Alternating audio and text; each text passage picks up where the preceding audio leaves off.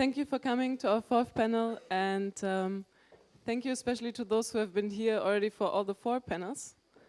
We actually didn't think that anybody would be that crazy except for us to attend all 4 panels, but we're very happy to see some of you yesterday and today already all day. And to those of you who haven't been around yesterday, to the new faces, this discursive program is based on an exhibition that we have at Savvy Contemporary that is called, it has the same title, Wir sind alle Berliner, 1884 to 2014. And actually today will be our last chance to see the exhibition. We will do a kind of a private secret tour for you, very secret. Only the Ordnungsamt can't know about it. And that will be the last chance to see the exhibition tonight. When do we see it again? At 8, right? 8. So 8 o'clock at Richardstraße 20 in Neukölln. What? 9. Okay, 9 o'clock. Sorry, 9 o'clock, Richardstraße 20. So we had the exhibition on exactly for the time frame of the Berlin-Congo Conference 130 years ago. So we opened it actually on the 15th of November, which was the opening day of the conference, and we're closing it today, which is 2 days after the official end. So I hope that to see many of you there tonight. Maybe we can also continue our discussions there. And after this panel, we will have our 5th and last panel, which will be moderated by Anna Jäger, and will be called How to Read Between the Lines, or A Brief History of Things That Are Not Mine, on colonialism and ethnologic collections, which will speak to the hot debate that is going on in Berlin at the moment on ethnological museums and the Stadtschloss, the new Stadtschloss. So I have the pleasure to welcome you to our 4th panel, which is called Lintros, the Outward Trappings of Sovereignty. And I want to thank our panelists for joining us, Kader, Attia, Anupama Rao, and also Françoise Verges, who you have already noticed, unfortunately is not here. But she will join us through Skype. Can someone actually call her? I think she can't hear us for this. Hmm? She can't. She can only hear you when you're there, so we should Skype her in. Okay. Okay, well, she's waiting for our Skype call then. So, and actually the reason why she's not here speaks a lot to a lot of the issues that we've been discussing in the past days, and she's going to say 1 or 2 words about it in her talk. Basically, she lost her ID a few days ago, and it shouldn't be a problem to get it back on time to take the flight, but because her father was born in the French colonial empire, she had to go through a lot of trouble in the past days to try and get her ID back, and she actually still hasn't gotten it back. So she was not able to join us because of that, and actually had to go back to the colonial registry to prove her French citizenship and all of that. So she's going to make that also point in her talk. So we're sad not to have her around, but hopefully later through Skype we will talk to her. So in this panel now we'll finally come to the issue of sovereignty. And I say finally because we actually wanted to talk about it already the whole time. It has been coming up, has been probably the most mentioned notion in the past 2 days. And we kept postponing it because we kept saying that we have a panel on sovereignty, so we should postpone the conversations. So now is the time to finally come to that. And so yeah, somehow all our discussions about what decolonization really is, both in terms of both political decolonization, economic decolonization of the body, of the mind, somehow always come back to this question of sovereignty, which of course is, in many ways the official marker of the end of colonization, which we can all, I think we all agreed on in the past 2 days that that's a very superficial and very questionable way to see it. And of course was because of in the anti-colonial and the liberation struggles was the main focus to become sovereign, and was subject of much hope and expectations in the 50s and 60s and 70s also, partly. And this hope, of course, was widely disappointed in the face of constant and ongoing exploitation, the violent and persisting entanglements of the colonies with their former colonizers, which has led to the fact that the notion of sovereignty has been the site of much, not just disappointments, but also criticism in the past decades. So what we can all agree on, if I may say that from the past days, is that sovereignty is not really the point of transition between the colony and the post-colony, from colonialism to post-colonialism. So maybe in this panel we get the chance to ask where these points of transitions actually are, or where is the point of transition if it's not in sovereignty. And yeah, and also the contributions so far I think have shown that there is no point, not one point, but there's many points, and that a power structure as complex as imperialism, with all its many layers, needs a very complex answer as well. And our panelists have provided very, very interesting perspectives on how those answers could look like. So yeah, basically the question of sovereignty brings the question of what decolonization actually means and entails, and for that matter maybe also the notion of freedom. I hope we can talk about that too. And maybe also think about, for example, Aimé César's much criticized post-World War II commitment to non-national emancipation and independence, which of course was much criticized, and but he already back then basically refused to equalize political emancipation and colonial overcoming with national sovereignty and with just getting the constitution right, basically, right? So of course I'm not trying to promote non-national colonial emancipation, but I think it's a good starting point to reflect on what we've been missing, right? By concentrating too much on sovereignty and on nation-state nationalistic logic of decolonization,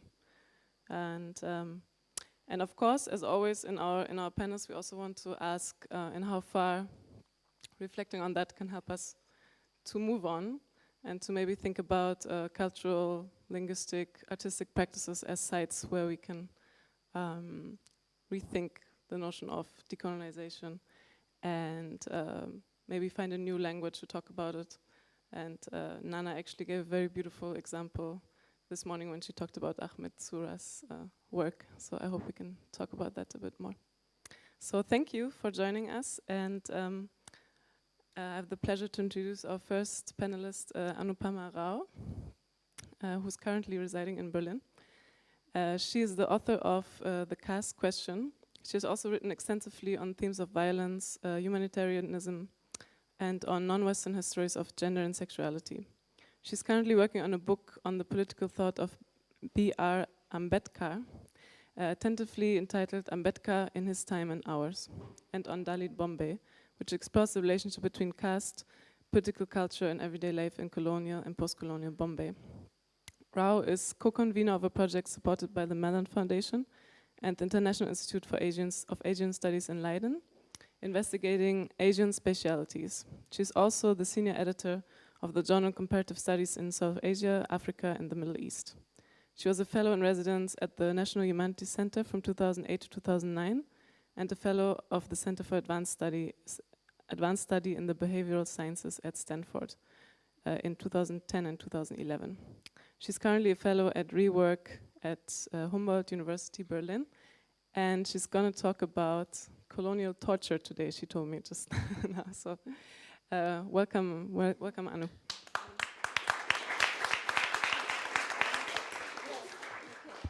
Thank you. You can all hear me? Yep. Okay. Thank you very much for having me here. I'm really very, very honored to be part of a commemoration to both colonial violence, but also to new possibilities. And I think this is what Saskia was talking about, that colonialism both becomes the predicament that we cannot, in some sense, fully overcome, but it also becomes the occasion for forming new kinds of political collectivity, for new imaginations, and for new ways of remaking life. And so that would be something that I'd want to start with. The other thing that I'd want to just begin by saying is that I am both a historian and an anthropologist of India, and not of Africa. And so this, it seems to me, provides another occasion, actually, for thinking about the ways in which, as a historian of the British Empire, but also as somebody who has been thinking about the after effects, as it were, of colonial categories and the colonial organization of life, that it's very interesting indeed to think about the ways in which the British Empire was modal, was formative for many of the experiments that later formed, created political Africa, as it were, right? So indirect rule, the transfer of administrators across the British Empire. So there are many, many connections, not merely in terms of subaltern struggle and the possibilities of people organizing, but that colonialism itself is a portable category. It moves, and the people who support that project also move. And this is what makes it so deeply malleable, but also something that is very, very difficult to get at, and in that sense to fully overcome. So we were asked in this panel to think about questions of sovereignty, but I think also to think about aesthetic practice, and this is how I understood it. And so for somebody who is not a practicing artist, who's not a cultural producer, but produces perhaps other kinds of knowledge, and is very intrigued, interested in the ways of seeing that aesthetic practice can open up, what I chose to speak about today is called the dead, the disappeared, and the dispossessed, notes on the political aesthetics of our time.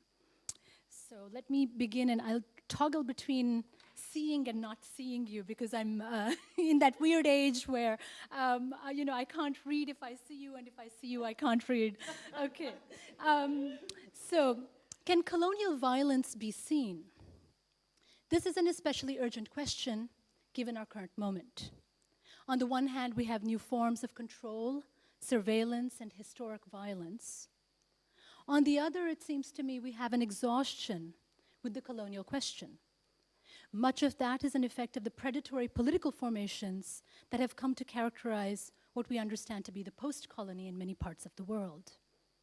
In this regard, the Fanon, who advocated revolutionary violence as an act of purification and as a response to colonial dehumanization, is also the very same Fanon who is deeply troubled by the corruptions of national culture.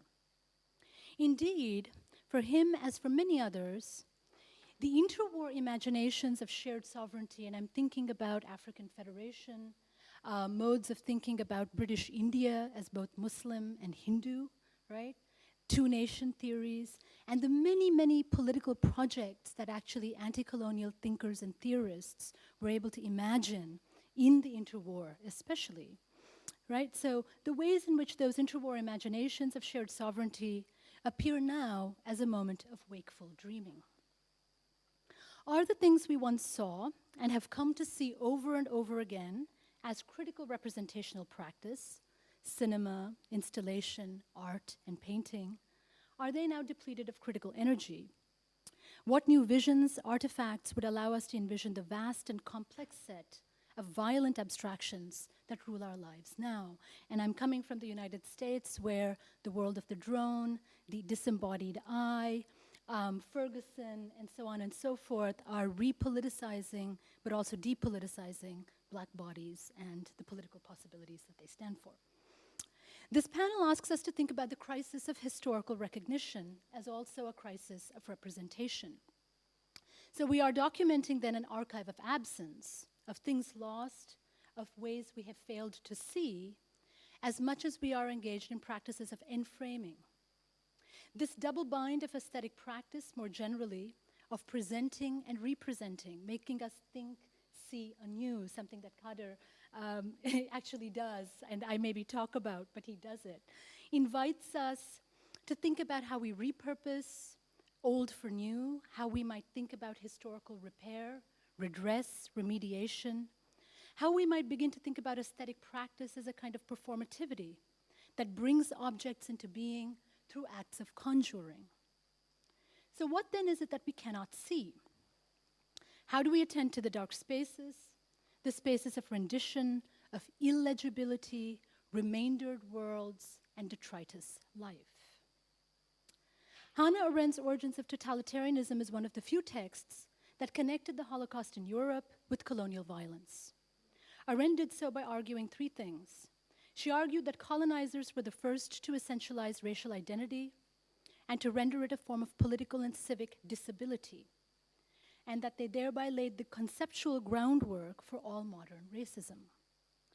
Second, Arendt argued that governing colonies required the elaboration of bureaucratic rationality, and that this would be exemplified by the fascist and totalitarian regimes of Europe. And finally, Arendt would argue that the administrative massacres, as she called them, in the colonies, laid the preparatory ground for Nazism's extermination of the Jews. In making this argument, Arendt would connect what Michel Foucault would later describe as the European biopolitical states of the 20th century. And she would connect it from the very origin with the colonial laboratory. So what we have here is not an accounting of the human, I want to suggest, but of dehumanization as also a long-term political process and one that actually unites colonies in their experiences. Indeed, the paradoxical relationship between the human and the non-human or the subhuman exemplifies our current moment too. Humanity, or the human as a universal category, is increasingly cited as the basis for rights, protection, and recognition. But the government of humanity itself, of life itself, has increasingly become a site of intervention and of new forms of governance and control, whether through the invisible technologies of genomic research and manipulation, or the creation of subjects without rights, from the illegal alien to the terrorist, right? And to Islamophobia, and so on and so forth. But this tension between the human and the insufficiently human is also internal to the liberal project from its very inception. For instance, it reflects the anthropological minimum that constituted the basis for human recognition, with racial or cultural disability as the other side of that coin. This was central to colonial governance in the modern period. The question of the human requires then that we historicize liberal universalism, locating its genealogy within imperial or transnational rather than Eurocentric frames. This also takes us quite centrally into the terrain of dehumanization. So I'll begin with an example and actually try to work its logic through. And what I'll try to do is to give you a historical example that I'll mostly be talking about as a way for us to think about what is both different and shared in our current moment and in the continued practices of dehumanization, and then also as cultural producers, but as people who intervene in politics, how we might think about giving voice and aesthetic representation to some of these things. So in 1996, when I was working in the Bombay archives, I came across 3 files simply marked torture from the period 1855 to 1860. These files were detailed considerations of individual cases of torture, but they were also extensive meditations on what that category meant, how it could be used, and on how to find evidence of torture. I call this the time before torture because it was the time when the vocabulary around torture and of excessive violence itself were developing in a colonial context where excessive violence was normal. So how would you actually make a cut between excessive, the violent normality that was the real normal and something that could be called torture, right? So how do we begin to recognize this kind of violent excess in a condition of colonial violence? This is the context for my discussion today of torture and how it functions as a peculiar form of publicity, that is, torture's status as a public secret. And I want to talk about torture because I think it raises a lot of questions of visibility, of invisibility, of the body, of violence, and ultimately of what humans do to other human beings in order to both engage in practices of human recognition, but also that we are constantly dehumanizing ourselves as a condition of possibility of existing in this world. So I think this raises some very profound questions about implication, responsibility, and ethics for all of us. So I want to explore the epistemic space that torture occupies as an exceptional process and the discursive and institutional processes by which it becomes normalized. Torture's scandalous publicity is what I want to address, and in fact, I'm interested in how liberal politics, to this day, produces an infrastructure of accountability, the so-called chain of command that can both implicate torture and also rescue torture by individualizing it and thereby exculpating the ideological and material structures that enable it. Right? Fanon's classic work, again, The Wretched of the Earth, on violence and colonialism, eloquently memorialized the tremendous violence of colonial regimes and argued for the necessity of an answering violence from anti-colonial movements. He also suggested that the increasing successes of anti-colonial wars, from Vietnam to Algeria, were a precondition for greater attention to the atrocities that were perpetrated against the colonized. So he constantly wanted to think the present in the past in the present. And that this would prove a precondition for revolutionary change. But we also, of course, remember that there is a split within the text of The Wretched of the Earth, that there is both a critique of colonialism, a call to colonial violence, an indictment of national culture, post-colonial national cultures, but then the focus, the tone, the tenor of his text in that last part of Wretched of the Earth is profoundly transformed, right? Because once he begins actually to think about the torture transcripts, he's no longer able, in a sense, to continue with the structural critique of colonialism, right? And then he has to confront the mutuality of what people do to each other. And then he begins to think about the question of psychic violence and suggests that we all are scarred by it. And so I think that's a very, very important text to think about his own struggles to work both structurally, politically, and as a revolutionarily, and at the same time to think about humanization and dehumanization. Okay, so how do we humanize ourselves? Across the 18th and the 19th centuries, metropolitan critiques of the East India Company consisted of pointing up the inconsistencies of a trading company that was acting in the guise of a sovereign. As the conquest and settlement of Bengal by the British in 1757, and again, I will just ask you to think about the many, many resonances of colonial trading companies the world over and so forth, as I give you the Indian example. But as the conquest and settlement of Bengal by the British after 1757 illustrates, the East India Company, like many other trading companies, established a tight link between trade, militarized conquest, settlement, and finally, exploitative revenue extraction. The rampant excesses of both corruption and physical violence that marred the early years of settlement by company officials, I should note, were excused away at the time as conduct that was necessary when dealing with Oriental despotism, which was characterized by the natives' mendacity, their cunning, and barbarism.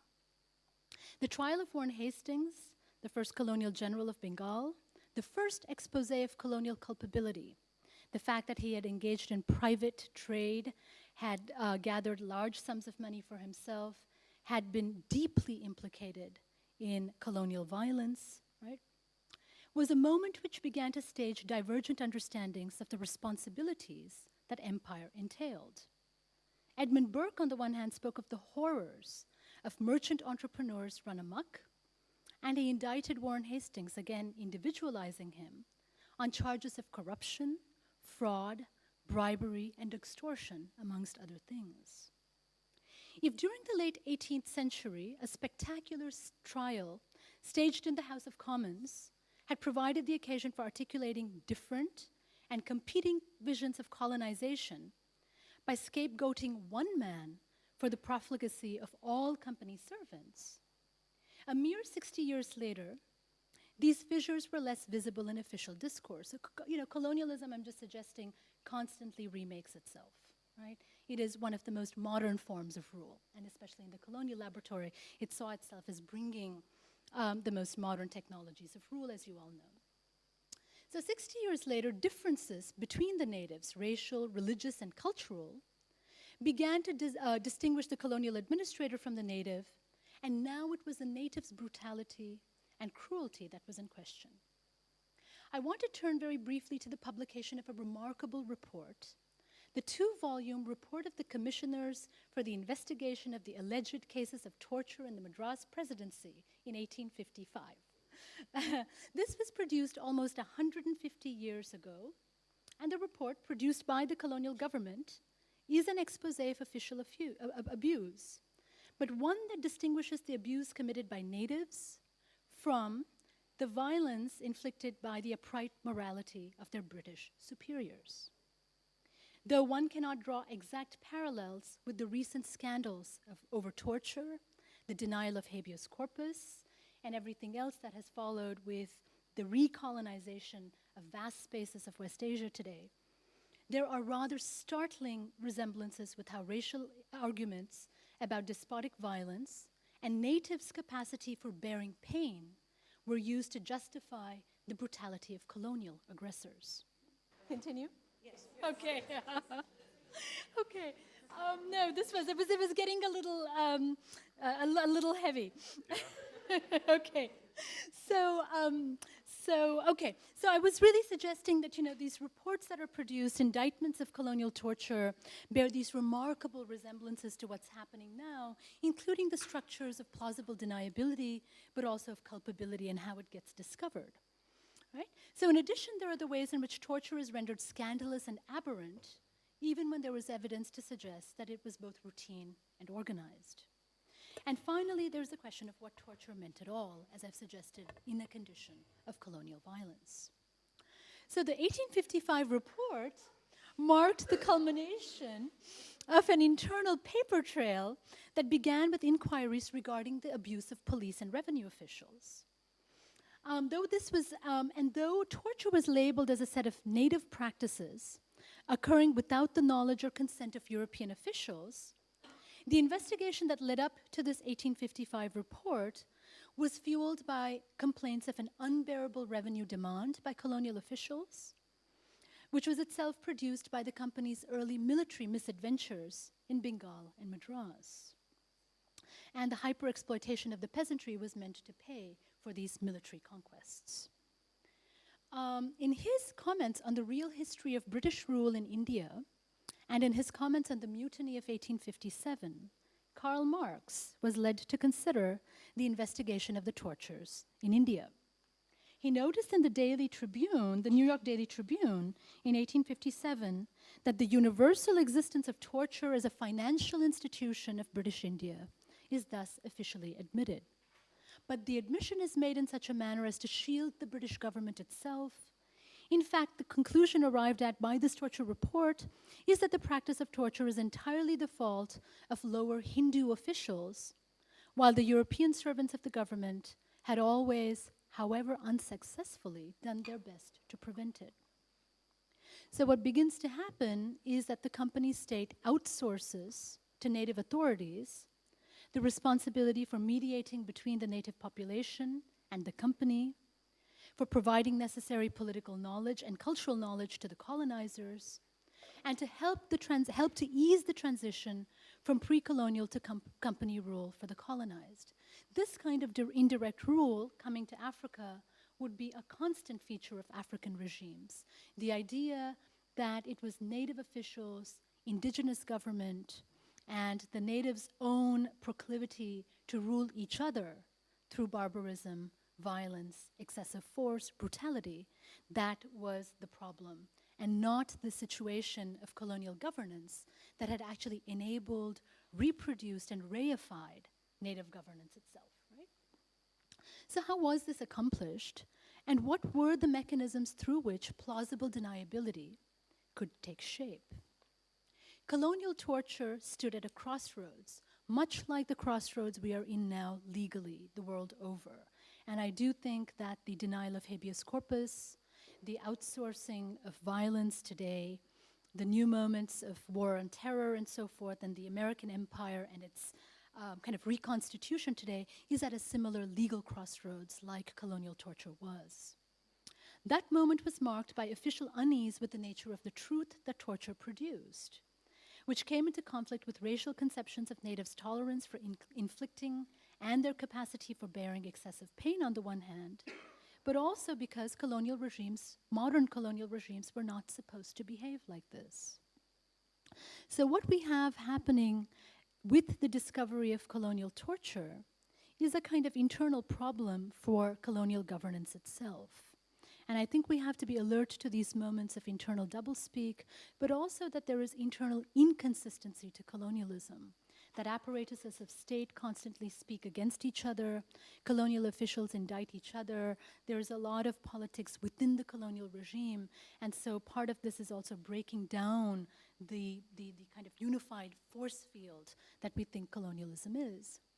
So within the colonial government itself, there were a parallel set of developments in what we might term procedures of verification. Evidentiary structures and bureaucratic mechanisms that produced that famous paper trail that was capable of indicting logics of governance.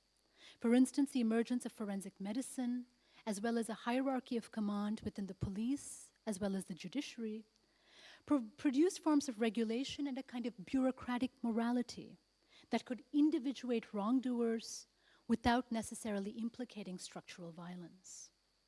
We see this reflected ironically in this archiving impulse, taking me back to what I began with, those 3 torture files that I came across. I was astonished that the British government would have a set of files labeled torture. This is an incredible act of self-indictment, right? And that these were files that documented abuse and revealed the chain of command that initially justified but would later censure abuse. This, I want to suggest, is one of liberalism's paradox, the substitution of procedure for politics, followed by a deep anxiety of documentation that accompanies this proceduralism, and finally the irony that this kind of procedural logic, the paper trail, the incredible production of paper by colonial governments, which we all use now as critical historians, that this itself could indict liberal politics. Torture, then, is a well-traveled technology of truth, and I've merely suggested its colonial genealogies. More recently, the wars of decolonization, especially the Algerian War, provide a significant vantage point from which to understand the justification for excessive violence. Fanon's arguments of the psychic debilitation of torture, its execution and experience, brought victim and perpetrator within the same analytical field to show that racialization short-circuited the possibility of full recognition for both colonizer and colonized, that colonialism rested first and last on psychoaffective structures of degradation and humiliation that dehumanized both its perpetrators and its victims. As we also know, the Algerian War anticipated counterinsurgency operations elsewhere in very important ways. It racialized war to justify torture. It produced new technologies of violence, methods of collective violation and aggressive methods of mental and physical depersonalization, such as the water treatment, the administration of electric shocks by the famous field telephone dynamo, described euphemistically by US operatives as the Bell telephone hour.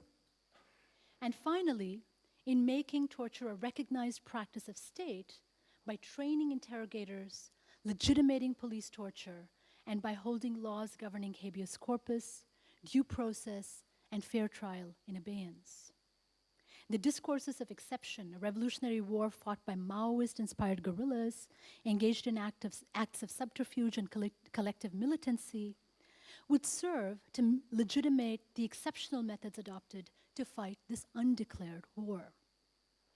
This war, as we know, we know that there is a line from Algeria to Abu Ghraib, but we also know that the line from Algeria to Abu Ghraib and beyond is complicated by the ways in which these torture techniques would travel, most importantly to South Africa and to the South African security apparatuses who directly borrowed many of these practices, and to the Israeli military state, two settler colonial states deeply implicated in producing new technologies of violence, violation, and dehumanization. Okay, and so to end, I just merely want to suggest, as a historian of colonial violence, as I said, and also colonial dehumanization and humanitarianism, that some of these colonial legacies suggest both the past and the present, but I think they also indicate for us the deep significance of colonial technologies of rule and violence, and that these technologies of violence themselves, constantly being updated but traveling the world over, produces, in a sense, a force field of dehumanization. And so to kind of return to the question of sovereignty, it seems to me that we both need to think collectively, but also trans-colonially, if I can put it that way, to think about the ways in which many of these modes of seeing, of visibilization, of invisibilization, and of dehumanization produces not merely these spaces of darkness, of illegibility, of really thinking about bodies that have been scarred in these profound ways, might remake both memory but also selfhood, but that I think it poses a very, very critical question for us today, given the moment that we are in, of how we will learn to see again. Because I do think we're in a moment now, like that moment that colonial states the world over faced in the late 19th into the 20th centuries. So thank you.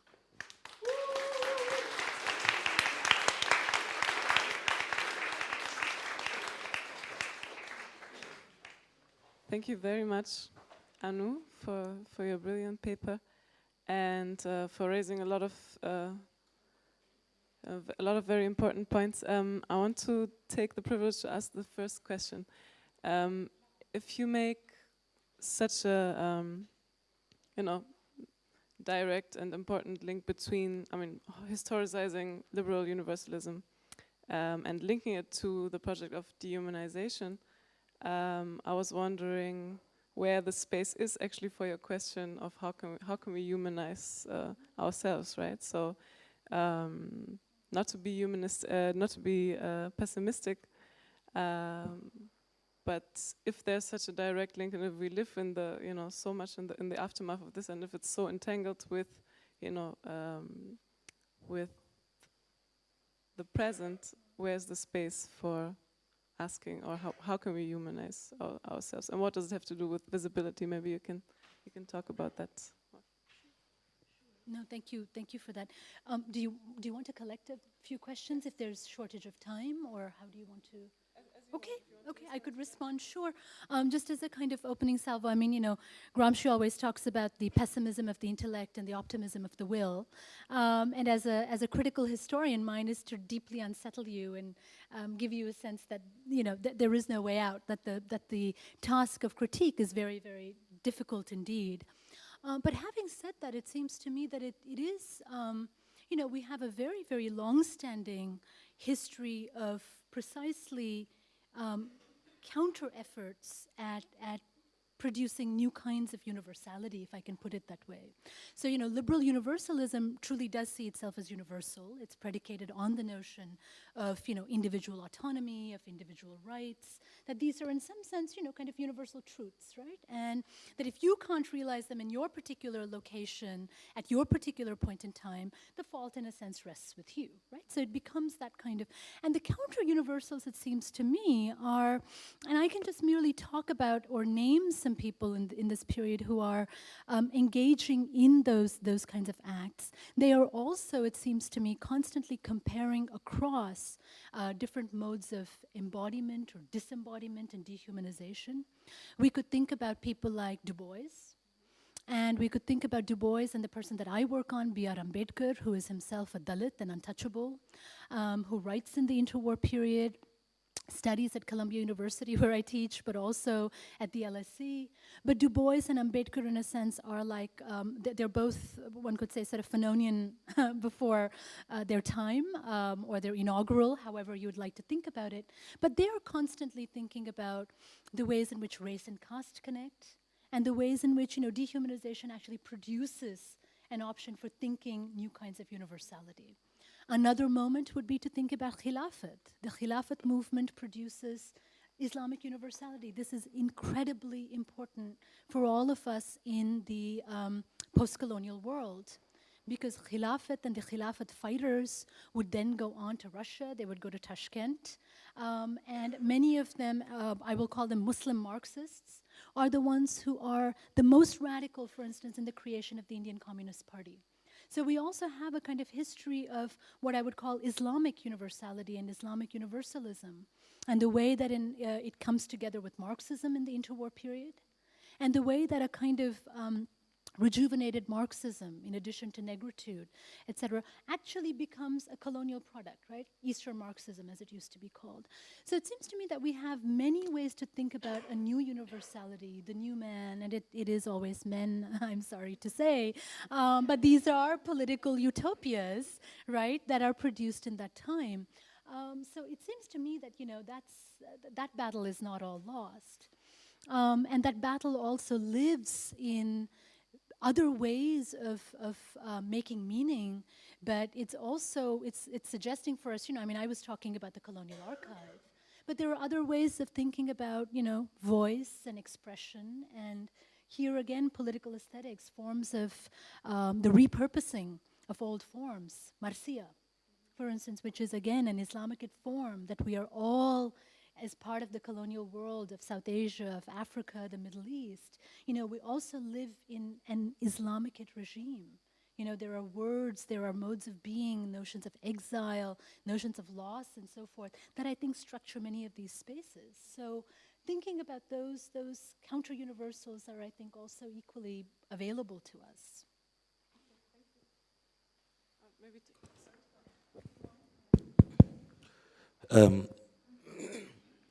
I wanted to ask a question on the hereditary aspect of torture within the context of sovereignty. So not necessarily from like the way we copy, the torture, that was done in Namibia, then later in Germany, or from Algeria to Abu Ghraib, but within that creation of a sovereign state, the hereditary aspect from the colonialist to the colonized, that this creation of the sovereign is indeed based on this structure. I think the guys, all these biopolitics philosophers, might have touched that. I'm not aware of it. I don't know if Foucault did that. I don't know if Agamben, if Tony Negri, and all those, I don't know. But within, or Esposito, within that, like that genealogy of creating a nation, if how torture is transmitted to the next, so to say, generation. So you're sort of saying that there's a kind of political theory of how we may think about torture, or are we thinking about the creation of states themselves? The creation of states is based on this torture, and how, because, the torture that is done, say in Congo, is not very far away from the way the Belgians treated the Congolese, and the Congolese pick it up and treat it, Yes. their own people the same way, with the same. So I would like to talk about concepts and technologies of torture that are, from the colonizer to the colonized. This is very sticky ground. This is also something that one has to talk about, because it's again, it brings us back to notions of not just responsibility but also self-implication, right? Mm-hmm. And that it seems to me that if you think about some of the people who are really thinking about the intimacy of torture, Elaine Scarry, for instance, writes about this, Fanon writes about this, and so on, that you're really saying that there are models, there is a mimicry, there are repertoires of debasement, yes, right? And intimate kind of practices of debasement and kind of self-denial and brutalization. Yes. And yes, I think, what we are seeing are a carryover of many of those kinds of practices that are structuring, and, we don't need to get individual about this. I think they structure state form, right? And that states actually have ways of both working through violence and euphemizing violence. Right? And this is one fundamental, law does this in very, very central and critical ways. That law actually produces a structure of consent to those practices of how zones and terrains of sort of social reality are divided between lawful violence and illegitimate violence. So a lot of this is also definitional, right? These are cuts, in a sense, into a social fabric. And so, how do we actually think about managing, negotiating violence itself, and we parcel it out in these ways. And states, I think, constantly do this. And I think, yes, we are coming, in a sense, in the post-colony, from a history of brutal state forms and brutal practices of management. And this is something that does implicate colonial elites, right? And so you are, I think, this is why the question of the human then becomes at some level a history that can be charted through colonialism, but it's also a question of the human as a broader political category. You think about Arendt, you talked about, Foucault, you talk about, Agamben. These are all, in a sense, Schmidt, etc. These are all philosophers who are also writing in the interwar. Gadamer tells us Europe is provincialized in the aftermath of World War I. Right? There are many ways to think about this problem. The way I would think about it is that the problem of minority, which is a European problem, which comes to the fore before and during the First World War and beyond, becomes a very important form that travels to the colonies. The management of minorities, of ethnic minorities, etc., becomes a very, very important strategy of colonial management precisely in this period, when the colonial state becomes a cultural state. It gets culturalized. And a lot of these practices of what you talk about, the self-implication in brutal regimes of violation, come to us from those divisions. Social difference that gets rendered into social ontology, right? This is who you are, and then becomes the occasion for dehumanizing violence, which can always be named something other than what it is. I just want to thank you very much for this very interesting lecture. There's just something that, as far as I'm concerned, sounds, especially talking here in Berlin, after, I don't know, 130, but about more than 100 years of the Berlin Conference, exactly, and the creation of the states, I mean, completely up to the level of power of each representant during this conference. I mean, for me, there's something very, very, very, very dangerous in when we talk today. I'm not talking about the 60s. I'm talking now about the continuity of colonization and how today, because we were mentioning Islamism, Marxism, for instance, which is something I really love, because I never met. My father is an old Algerian communist, and he hates Islamists. So this is something that I would love to meet. Or in Lebanon, for instance, I mean, the rise of Hezbollah has been erected, all the leftist intellectuals in the 80s. So when there were at this time resistance against Israel, against the Christian, against the Muslim, against everyone, which was definitely left resistance. I'm talking about the end of the 70s and the 80s, and today it's only religious, Hamas and Hezbollah. I think there's something that we have to know is that the notion of state within the Islamic world is a nonsense. All Muslims, you can ask them, especially the political Muslims, they dreams about the Ummah. The Ummah is the Islamic State, embodying whole cultures, whole Muslims' cultures. And I found that here, it sounds like a sort of, you can have the good or the wrong side of the coins with this utopia. You know what I mean? Of course, I mean, as you know, I go quite often in Dakar, Senegal, and in Senegal you have a very moderated Islamism, which is not the one that you have today in Iraq, between Iraq and Syria, with ISIS. So, I think there is a necessity here of contemporanize, that's why I like very much your lecture, of contemporanize, make it contemporary, the speech of the 50s and 60s. We can't think colonization today the same way it has been provided in the Battle of Algiers, of Pontecorvo, or, I mean, the chess game has completely changed. Everything almost we would have been defending 50 years ago, now we would fight against it. The situation became extremely complex and fragile and absurd, I would say even. So this is an information. It was just a comment, it was not a question. I absolutely agree with you. I think we are actually truly in a very different moment of the colonial, post-colonial. We are rethinking all of those categories. Yes, absolutely. I'm in complete agreement. So one more question, and then Maybe quick and we can talk about it later. But just to follow up actually on your comment, and because you are a student of the, the British company, or what is it called? The British India Company. I just keep thinking that what we're talking about in terms of sovereignty needs to be challenged a little bit by the notion of corporate power and how these things kind of inflect and render quite weak the notion of the state and continue to.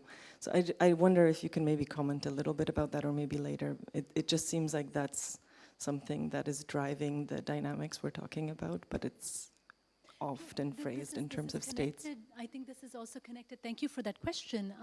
I think this is also connected to something that you said, that there is a kind of illegibility, as it were, of the state form, what we thought was the state. And it is very interesting because indeed the East India Company, which is active until about 1857, after which India becomes part of the British Empire. But it seems to me that the examples or the moment that I was talking about with early colonialism is a moment when the non-state is becoming the state. Private actors, merchants for profit, are behaving in the guise of a sovereign. One of the first critiques of colonial power from within the colonial state is that we actually need to have a regulated, centralized, state-like structure. We can't have these merchants running around, engaging in military exploits, and then, deciding that they're going to trade, and then setting up some structure of political governance in order to enable it, right? So this becomes an internal critique for the state to actually create a colonial state.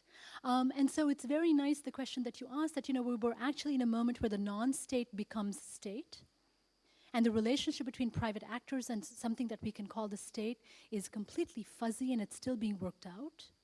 We really have a short period when the state as such exists, right, into the 19th and the 20th centuries. And we are profoundly in a moment where the state has dissolved all over again, right? And we are having, in a sense, the non-state assuming state-like functions, right? So when the drone becomes, in a sense, the disembodied, right, militarized, eye and the hand and the body, right? I mean, it's everything. So it is the virtualization, as it were, of the military capacities of the state. So the state and technologies of violence themselves are undoing the centrality of the state. And that, I think, is a very interesting moment that we're in right now.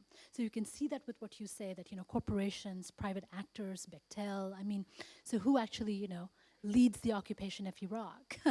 Who creates the state? Who is outsourcing violence?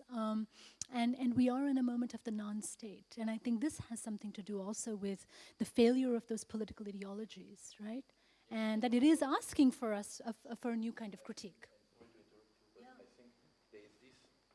In reaction, and I completely agree with this, in reaction with this dissolving state, as you said, there's definitely the taking over by capitalism everywhere.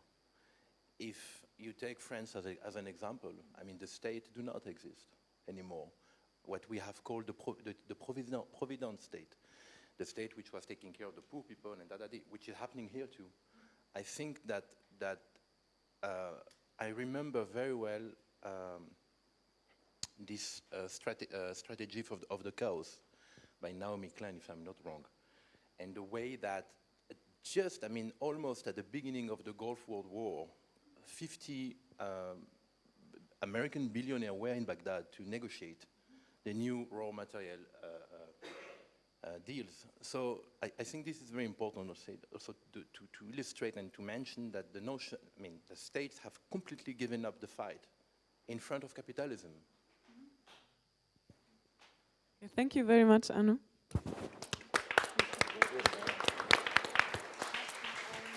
So I have the pleasure to introduce our next speaker. Françoise, can you hear me when I talk from here? No. No. Can you? Yes, I do. Can you hear me when I talk? No. Okay. So. Or just Okay. Yes. Okay. Can you hear me now? Yes, I do. Okay, good. So I'm going to introduce you. Françoise Verges holds the Global South chair at Collège d'études mondiales in Paris. She grew up in Réunion Island in a communist, anti-colonialist and feminist family. In the 1970s and 80s, she was a journalist for a variety of feminist journals, an editor in a feminist publishing house, and worked in anti-racist and anti-imperialist movements in France. She received her PhD at the University of Berkeley in political theory in 1995. She has written extensively on vernacular practices, memories of colonial slavery and colonialism, post-colonial psychiatry, museography, and the roots of migration and processes of creolization in the Indian Ocean world. She was project advisor for Documenta 11 and organized the program The Slave in Le Louvre for the 2012 Paris Triennial. She has been working as an independent curator on exhibitions about colonial practices and continues to participate in anti-racist politics. So thank you very much for joining us, Françoise.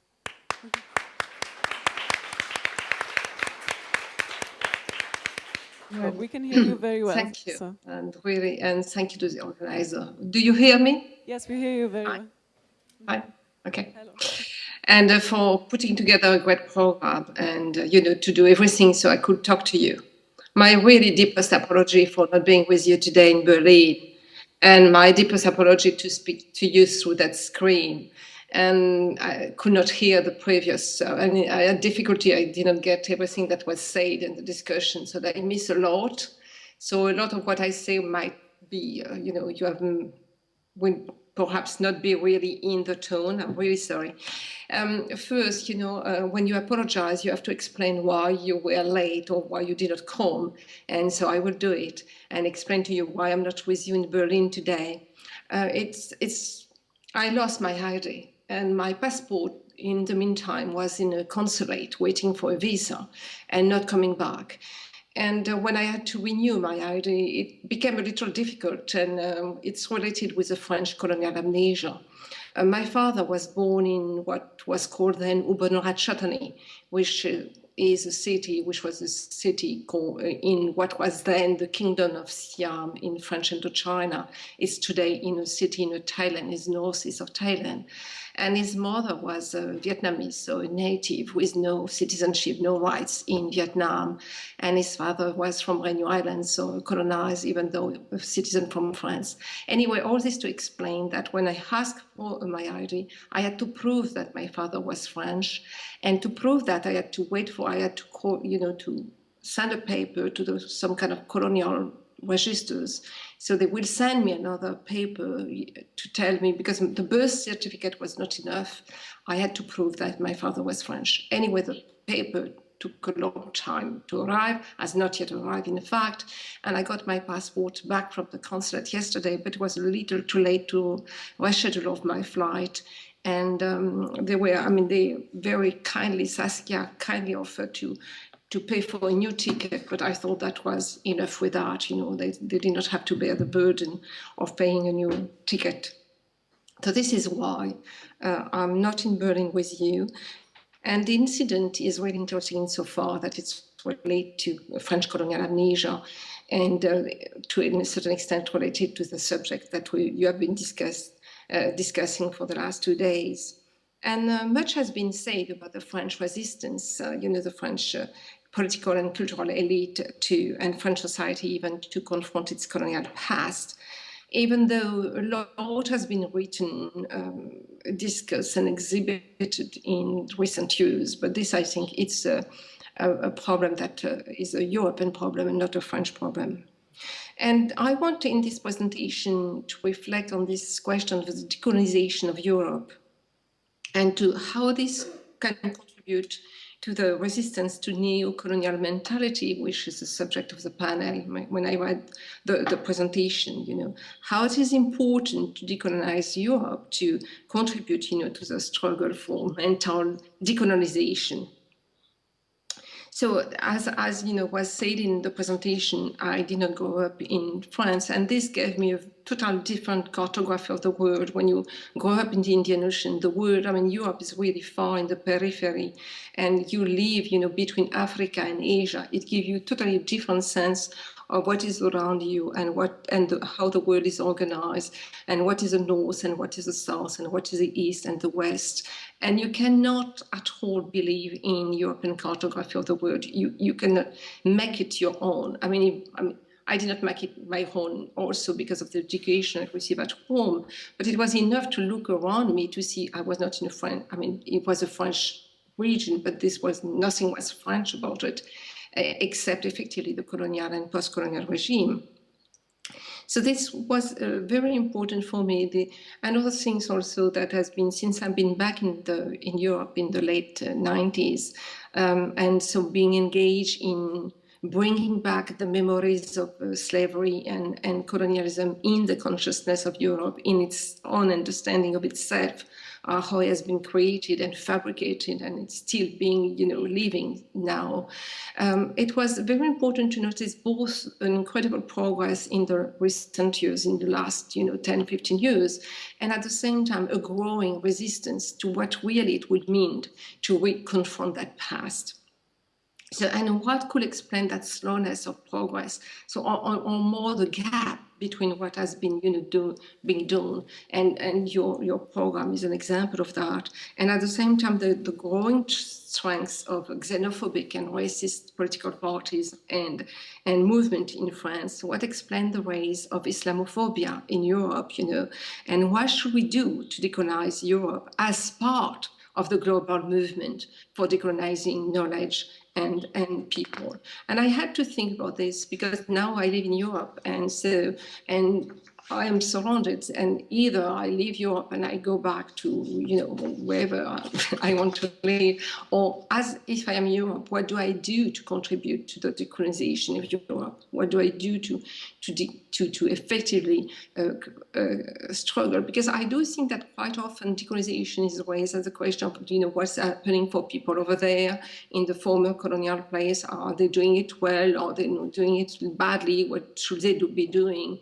But what should the Europeans be doing? What should they do to decolonize themselves? And not to help the decolonization of Africa or Asia or whatever, but to decolonize this continent. I really, for me, you know, what the generation, I mean, Nkrumah is quoted, you know, to present the panel, but that generation of Aimé Césaire, Nkrumah, Milcar Cabral, Frantz Fanon, I'm sorry, but a lot of men, not many, many women, but, you know, because we don't know them very much, but okay, we still have to bring more women forward.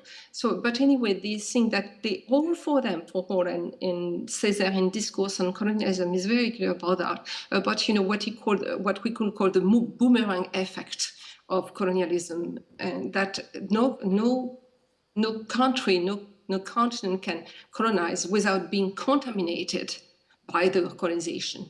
So that contamination of democracy, that contamination of culture, of society, how effectively to decontaminate, we could say, Europe. You remember that, you know, what César say, or even Douglas, Frederick Douglass, or Du Bois, all this generation, you know, told us about that, and what has been done really to go through this boomerang effect, to deconstruct that, to deconstruct what has been happening in Europe through slave trade, slavery, colonialism, imperialism.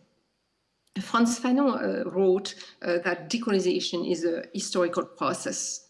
And I think that, so we are entering, I will argue, a new era of that process. And that era is very, there are a new problematic around it, because it's also connected with a new moment in the age of capitalism, what, you know, Donna Haraway and Jason Moore have described, as a world ecology, you know, which joined the accumulation of capital, the pursuit of power, the need for power, and the co-production of nature. So capital, power, and production of nature. through that word ecology of capitalism, which Jason Moore did from beginning in the 16th century with the colonial expansion of Europe and slave trade. And so Donau also spoke about that. So how are we going to think about this new moment of this new period of decolonization, which is joined by this new moment in capitalism with new form of dispossession, new form of colonization around the world. And so we have to work with the old and the new at the same time. We have not really worked out totally the old. They're still with us. It's still, waiting on us, and we are confronting already a lot of the new. So how are we going to work in these two temporalities and these two specialities? So around that, I would like to make 3 points. I do not think I will speak longly because I think it's going to be very tiring for you to listen to someone blah, blah, blah, on the screen. So, my 3 points, the question of imitation of Europe, and the second one on the need to repair. I'm thinking of Kader Attia, which I think is there. Hello, Kader. And, to repair a mutilated cartography in history. And also my last point on new forms of solidarity. So the first point on the imitation of Europe, which is connected with the question of decolonization, and I would like to quote Frantz Fanon, and I need to put my glasses. So in the Wretch of the Earth, Fanon wrote, "Leave this Europe, where they have never done talking about man, yet murder men everywhere they find them, at the corner of every one of their own streets, in all the corner of the globe. Come then, comrades. The European game has finally ended. We must find something different. We today can do everything so long as we do not imitate Europe, so long as we are not obsessed by the desire to catch up with Europe. Yet it is true that we need a model and that we want blueprints and examples. And for many among us, the European model is the most inspiring. Let us decide not to imitate Europe." And I think it's a very important excerpt that I've been, thinking a lot about recently.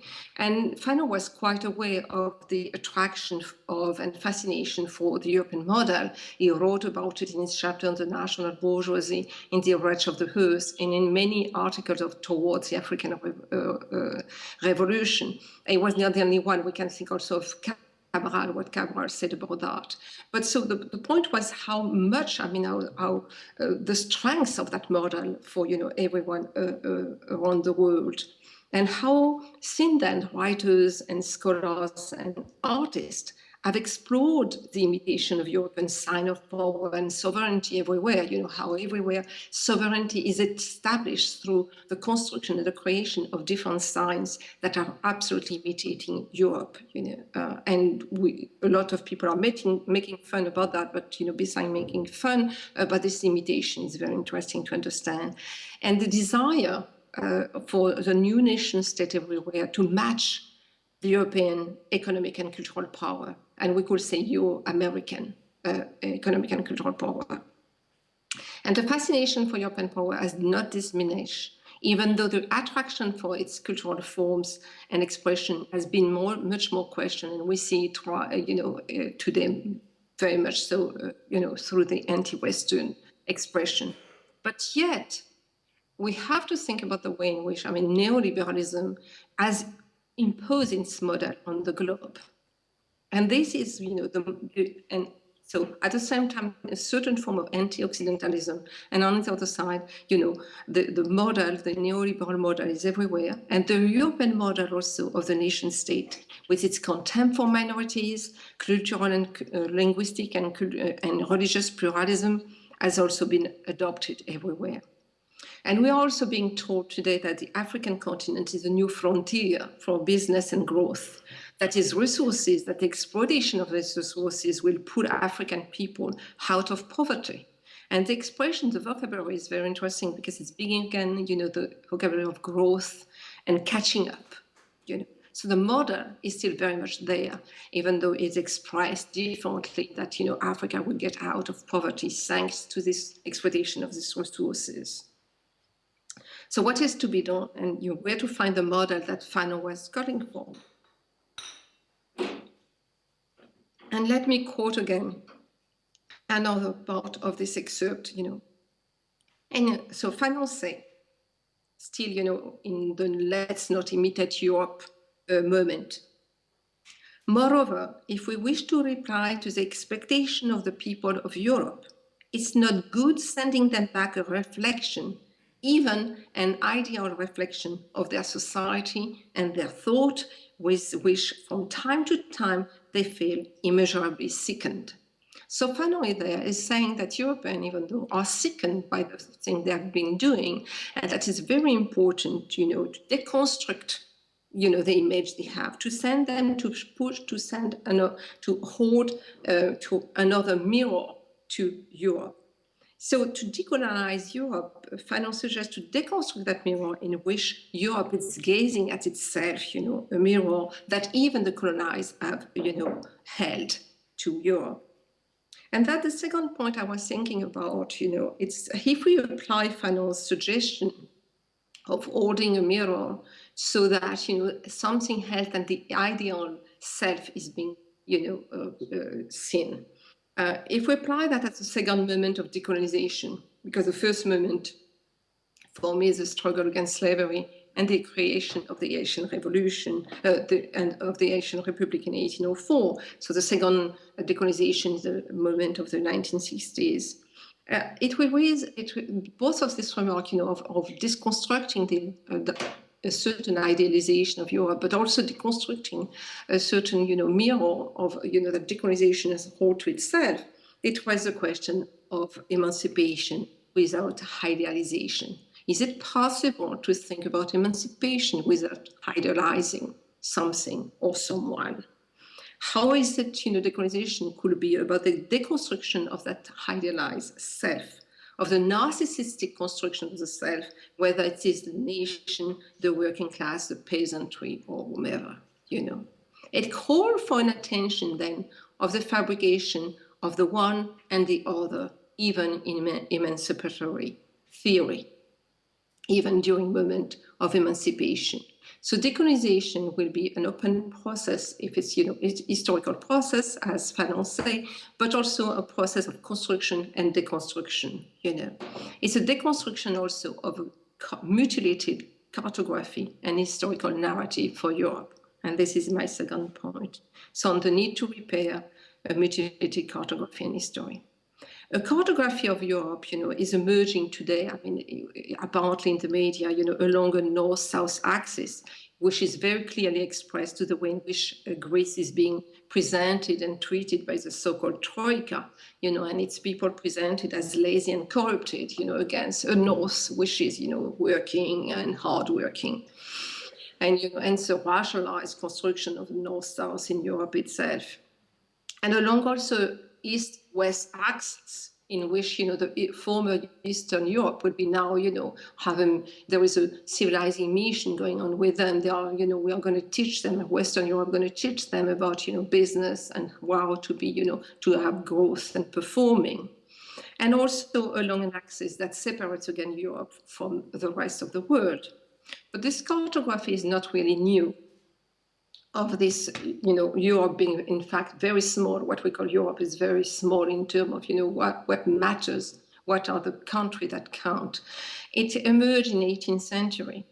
And in the 18th century, in fact, Europe started to be Germany, France, and England, forgetting the South, except, what was saved from the South was the Italian Renaissance and, anti-Greece, but otherwise it did not matter. And the Eastern Europe was barbarian and the North Europe. So that construction of Europe and who matters, who were the philosophers that were read, who were the artists, who were, where the social movement that matters, where were, what the ideas that emerged, were this very small Europe. And we have to, deconstruct that and really reemerge and reconstruct a new cartography. And this was very important 18th century because, as you do know, it was also the Treaty of Utrecht that divided, that reconstructed this idea of Europe and also declared that the two pillars of European wealth will be slavery in the Western colony and what they call free commerce with the East, which meant India at the time.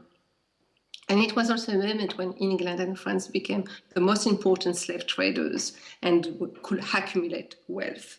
So it's a very important moment when Europe, the idea of Europe as being one, emerged, connected with slave trade, connected with slavery, connected with the reconstruction of Europe along Germany, France, and England, that present themselves as being the civilized country of Europe, the rest being. So there is even in Europe a colonial mentality towards different.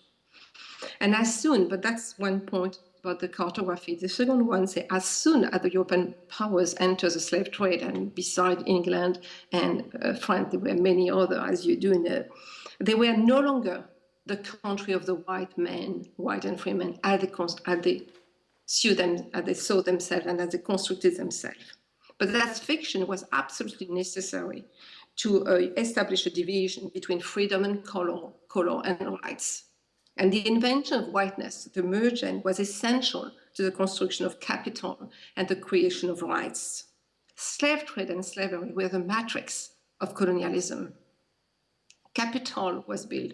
The idea of the body, the idea of work, the idea of femininity, of masculinity, and of course, as I said, of whiteness, were absolutely crucial for that moment.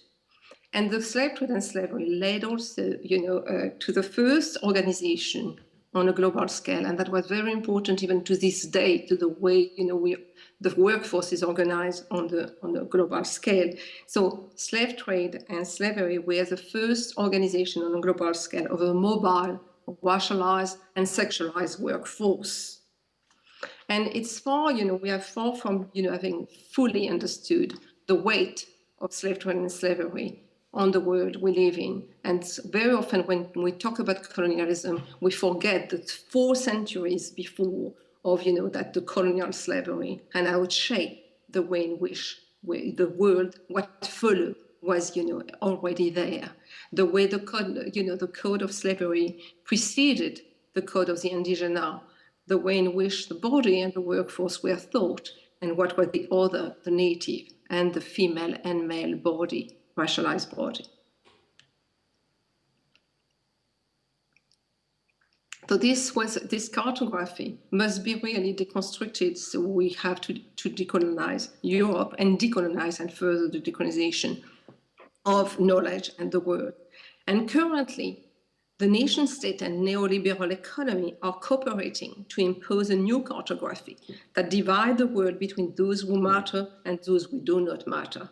The disposable lives over there and those who matter there.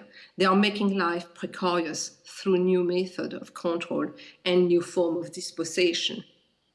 We're enforcing control on the border, what states are doing and what Europe is really doing very much so, and asking for more flexibility, more mobility of the workforce are 2 sides of the same coins. The goal is to produce a precarious, mobile workforce and sexualized. Capitalism needs both to ground the workforce and to move it around, and to oppose the grounded workforce to the mobile workforce. In this, it serves effectively also the nation state. And tracing a counter-cartography will contribute to the decolonization of knowledge. For Europe, it will mean to assert the history of an African and Muslim presence for, centuries, not just starting in the 1960s, of root of solidarity across color, class, and sex. It's this story that has been that is the long history of configuration and reconfiguration of this cartography. So to disrupt the visual field and the entire sense of public identity that have been built for centuries in Europe upon this mutilated cartography, one tool is to bring to light the root of solidarity that have existed and to imagine new one. On this new form, then my last point, on new forms of root and solidarity. So as I say, neoliberal economy is creating a new form of colonization and dispossession and destruction of vernacular knowledge. and we have to deconstruct also all this discourse, but also we have to find in this new era of decolonization our own vocabulary to talk about nature. Because the way in which, for instance, the discourse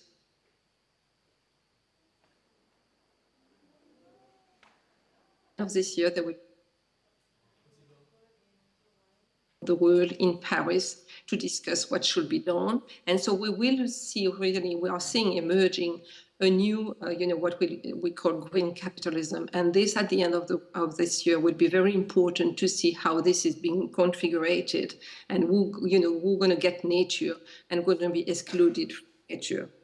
And in fact, the whole talk about the end of nature, it's in fact a thesis about how to control nature again and what the new ways of controlling nature, because the old one cannot hold anymore. So there been a reconfiguration of vocabulary and practices to say that we are to save the world and the family of men in that world by effectively not touching the root of the matter. By developing even green capitalism, the desire to master all living things, to shape the world in the image of European men, white men, I mean, the bourgeois white men, as we used to say, will still be there. So what will be decolonization, today, we are thinking about that, how to work against dispossession, against the destruction of vernacular knowledge and the new ways of, othering nature, and how to go out of things that, okay. I will suggest that we effectively have to work constantly toward this, imagining this cultural cartography that looks for buried memories and allows, new memories to appear, of charting day by day a new world, It's a cartography, it's a non-cartography of very small gesture, of small emergencies, of transient practices that weave a world of cultural practices pregnant with dreams, and the awareness of the tragic dimension of the human condition is not a cartography about the sovereignty of the state or the sovereignty of man. But I want to conclude on, nonetheless, the difficulty of, operating that decolonization. The difficulty that I will say goes that sometimes we underestimate, I should not say we, I underestimate sometimes, and perhaps with others also underestimate the extent to which, this will meet with resistance. This gesture of, inventing, imagining new cartography or deconstructing the old one. And there is a certain underestimation, because I do think that nonetheless, since we live in Europe or we live in the world of human rights, in the discourse of human rights, we do think that, they will be respected nonetheless, that there is some kind of moral, floating around, that if we call up that moral, we will be listened to. And I think we really do underestimate, and I was happy to see in the argument for that conference, the word of asymmetry, inequalities, power, because there is a deep asymmetry of power, and the adversary have incredible tools, and we should not underestimate this. So I want to just give an example on that asymmetry of power and the fact that not underestimating what is, in front of us. So last year in November, October, there was an exhibit in Paris, a performance called Exhibit B by Brad Bailey, a South African white artist. And they were tableaux vivants of, ethnographic exhibition of slavery. So you were walking through rooms and you were, I think it went to Germany, but I don't remember where, in which city. Anyway, and so they were naked black actors and actresses, and they were enacting moment of colonial exhibition or, or the Venus Hottentot or whatever. And it had been it was to be shown at the Barbican in London, but a big protest, the Barbican cancelled finally. When it arrived in Paris at the beginning, there was not much protest, and then there was a protest, a petition. To make a long story short, The performance was maintained despite the protest and the petition, but mostly it was defended by all the cultural elite of France. All the directors of all the theatre of France signed a letter saying that they were defending, and they were, they wanting this performance. The Minister of Culture signed a letter saying that she was for this exhibit. I mean, it was an incredible, all the newspaper. And the debate was presented as, on the one side, freedom of expression, artistic freedom of expression, and on the other one, some kind of ethnicized idea of identity and people not understanding what art is about. And so, and wanting, in the name of community, to repress and to censor, expression. And that was it was quite incredible and quite interesting. So besides the incredibly patronizing and condescending tone and content of most of the French reaction, what was interesting was the fact that the French still thought, that they knew what it meant to talk about slavery and colonialism. They knew what it was, how you should be talked about. They knew what should be shown. They knew how it should be done. They had, they knew how to do it. They could not hear one argument, of those who opposed the performance, and I was among them, We had thought for the mirror, that challenged their ideal image of themselves, this ideal image of them that they had, that they knew better than anyone what it meant to denounce slavery and colonialism. And in a way, I will say that we failed to deconstruct that. We don't agree so much among, some of those who oppose things that we have won. I think it's a very small victory. And I think we have to think, why we failed. It's very important to understand why we failed, so that we can really develop new arguments and new discursive weapons. But I want to say that because what was interesting, what happened in January of this year after the Charlie Hebdo, the murder of the Charlie Hebdo journalist and the murder in the supermarket in Paris. I don't want to talk about this attack. I want to talk about what happened after also the discourse that emerged about that. And it was again about the freedom of expression, and about the right to caricature, which was presented as a very French cultural trait.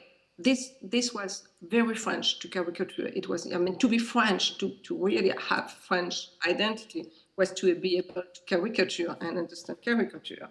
And of course, with Voltaire, and how Voltaire was the best things, and we did not understand. Those who did not understand Voltaire, what fought, for the right to mock everyone. And for him, at the time in the 18th century, was the Catholic Church. Of course, what was not sure that what the Catholic Church at the time was effectively holding an incredible power in Europe, which is not really the case, we could say, of a Muslim in Europe today. We could not really equate. So again, an asymmetry. Again, what was presented was the value of Europe, an incredible, inalienable value of Europe, that has come like naturally, and the rights was associated with this ideal.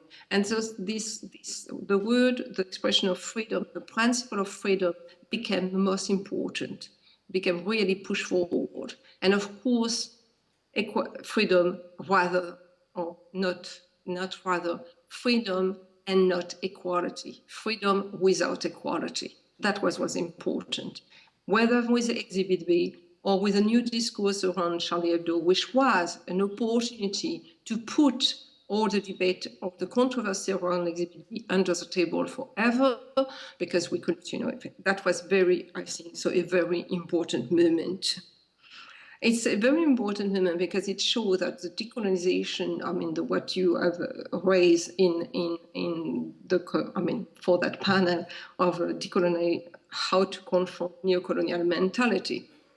And so it will be, which shows, I mean, these two moments, the Exhibit B and Charlie Hebdo, I mean, the discourse, the post-Charlie Hebdo discourse in France, show the extent to which really there is no, that Europe right now is really mounting an incredible counter-offensive to the little move that was made towards confronting colonialism and imperialism. So we do see that there is really very important to continue to work, because there will be no social justice without connected justice. There will be no social justice without decolonization of knowledge.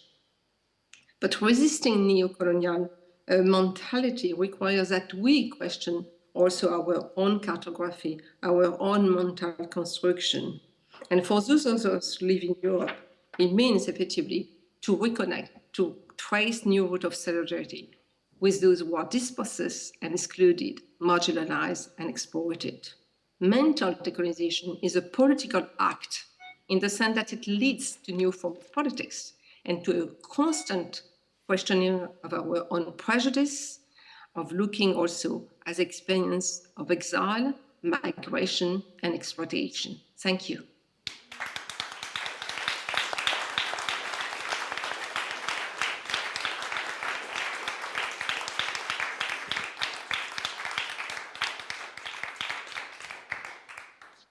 Thank you very much, Françoise, for your talk that actually spoke to almost all the issues that we've been discussing in the past days. I'm going to open up the floor to a few questions, and whoever wants to ask a question probably has to come here. So I don't see anyone. No? But that's okay. I don't see people, but that's okay. Okay, can you see me? I mean, I see. Okay. So, okay. I see. Yes. Okay. So I'm going to collect some questions and post them and tell them to you.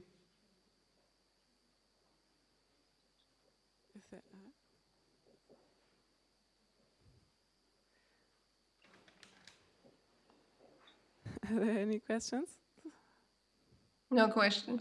Okay, I think we're also trying to digest your very rich talk. So I will then take the privilege to ask a question. I was wondering about when we talk about the contamination of Europe, decolonization of Europe, and the what you call the sickening also of Europe. Where do we start? To think like, can we think about healing, or how does is healing even the right word in this context? How do we find a language to kind of like move beyond this sickness? I think sickness is a very good word for it. Mm-hmm. Can you see us now? Or? Ah, yes, I see. Yes. Yes, I see now. Okay, some there's faces. many faces. Yeah, I see some faces. Over there. Before that, I saw just. Okay. Sorry. Yeah. Well, the healing. Before healing, I mean, the wound have to be shown nonetheless. I mean, the scars are there, but they are dissimulated, and they have to be really. They have to be seen. I mean, I'm thinking, of course. I mean, talking about that, I'm thinking about the work of Kader Attia. Is Kader there? He's here. Yes, he's sitting right there. Okay. Yeah, he's raising his arm. He's going to come to greet you. Hello. Ça va?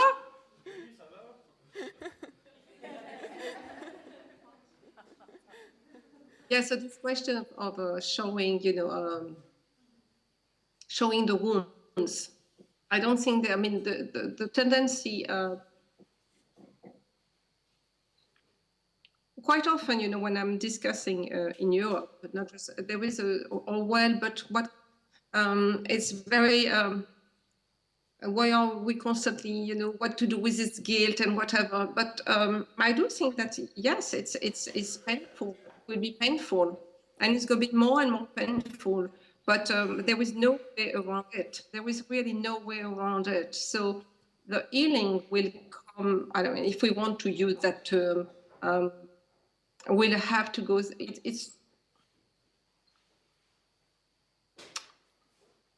it will mean really renouncing privileges also. Saying no to some privileges that are attached to the fact of being European.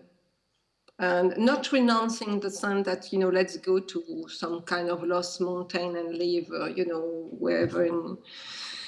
It's not that. It's really having, you know,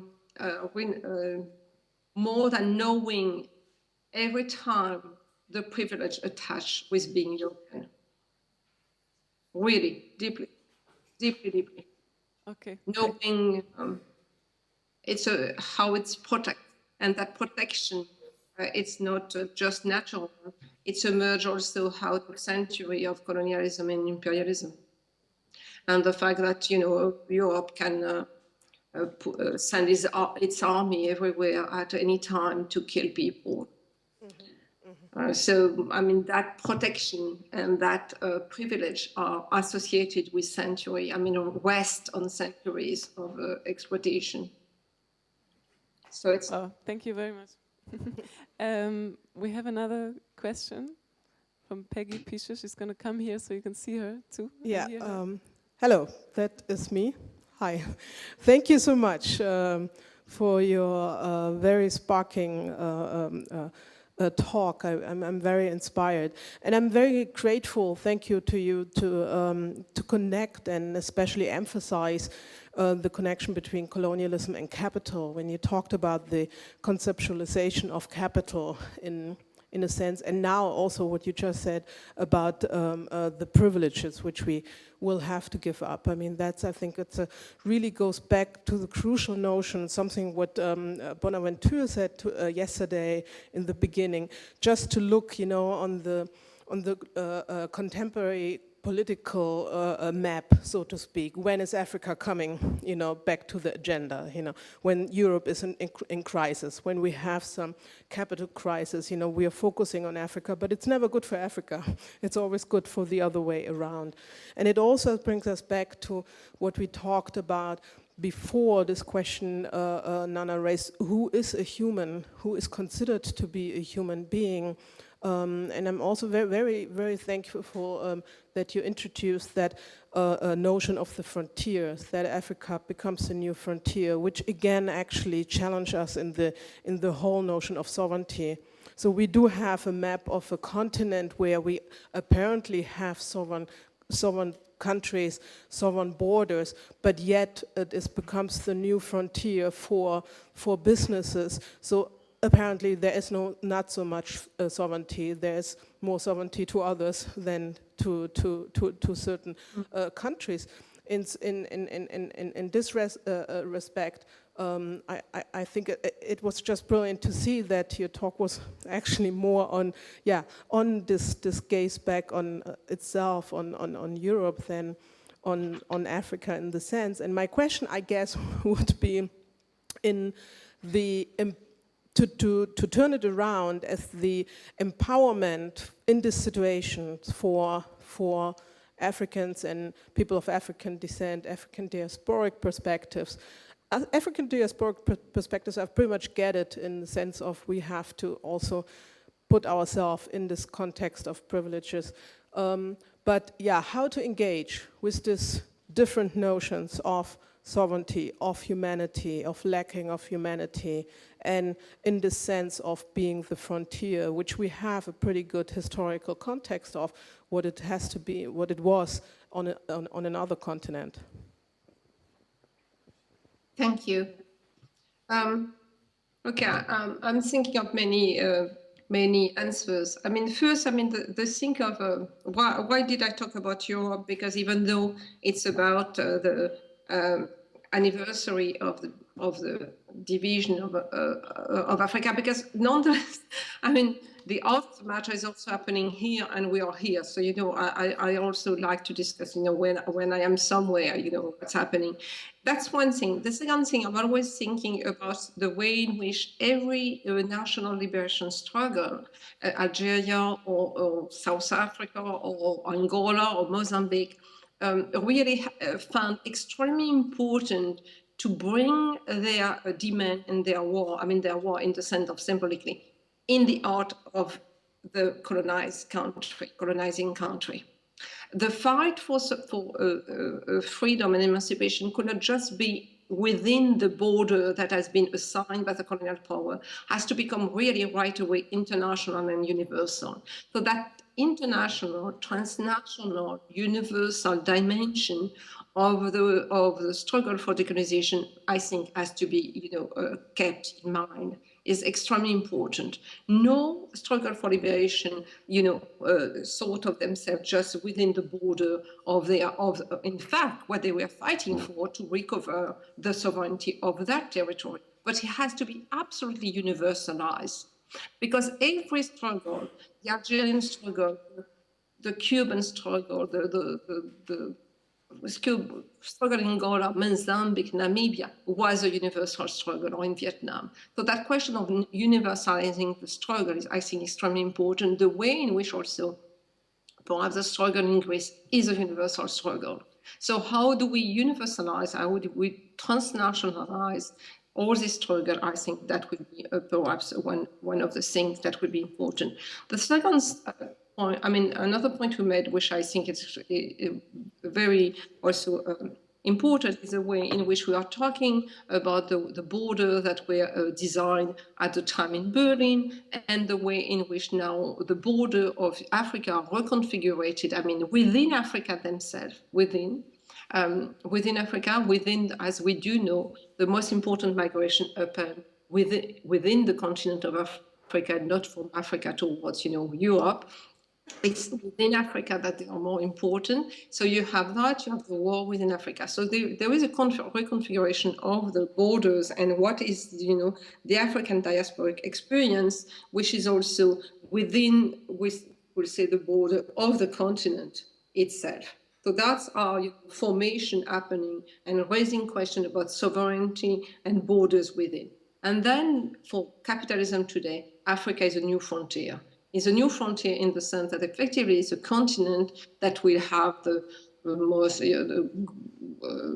most important, growing number of young people and resources that have been discovered, that are discovered every day, that are absolutely essential for capital today, or for the economic system and the consumption system that we're living in to continue to survive.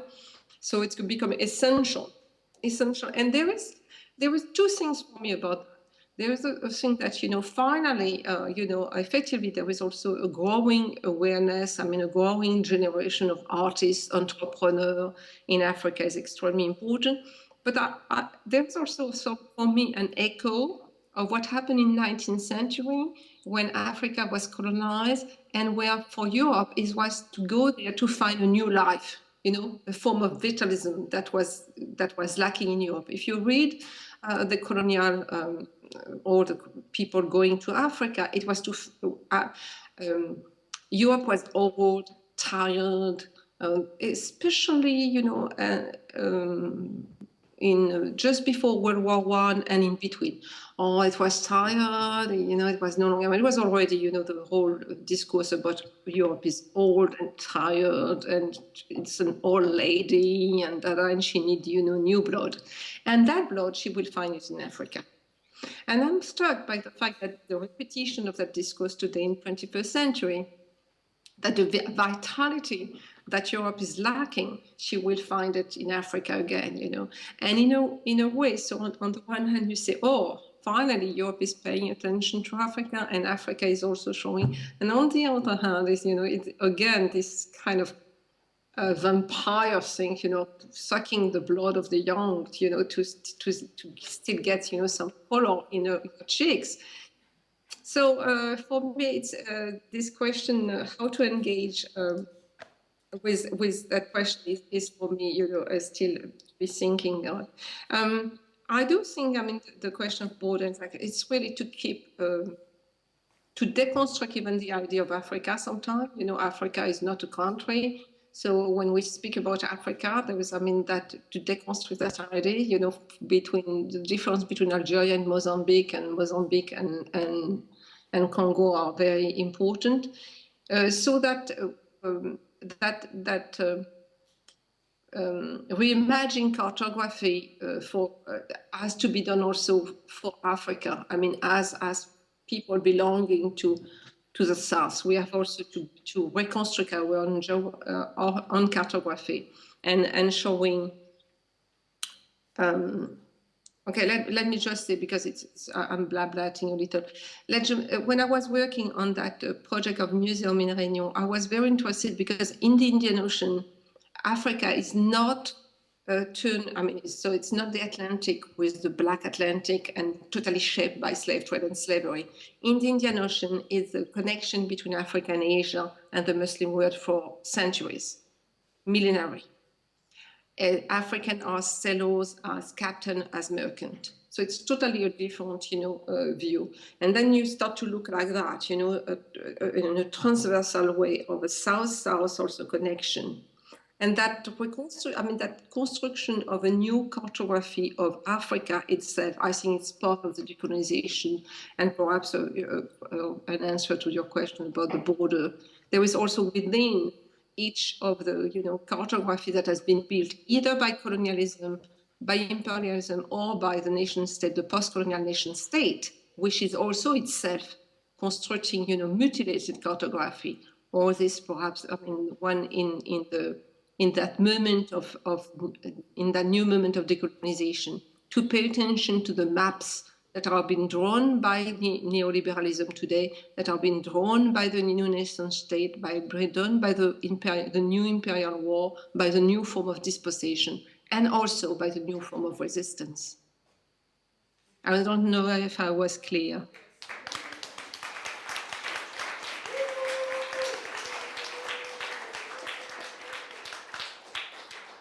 Thank you very much, Françoise.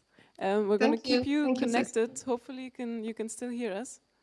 I hope, yeah. Or you want to drop? Yeah, it's not very clear all the time, but I catch 2 or 3 things, so I will listen to Kader. Okay, good.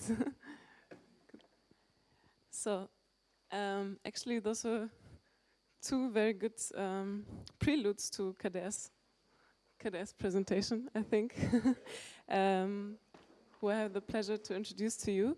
Kader Attia was born in Douny, France, and spent most of his life traveling between his family there and the neighborhood of Bab el-Oued in Algeria.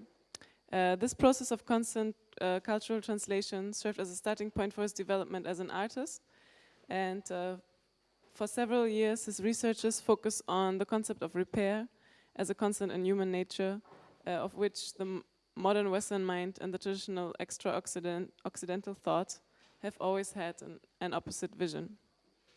His work was shown at various biennials, including in Venice in 2003, in Lyon in 2005, at the Documenta in Kassel, 2012, in Moscow in 2011, as well as in shows in the New York Museum of Modern Art, at the Centre Pompidou, and Musée d'Art Moderne de la Ville de Paris, as well as in London State Modern, Boston's Institute for Contemporary Art, the Kunstwerke Berlin 2 years ago, I think, and in Beirut Art Center, and at Savi Contemporary, as I want to add to your official biography.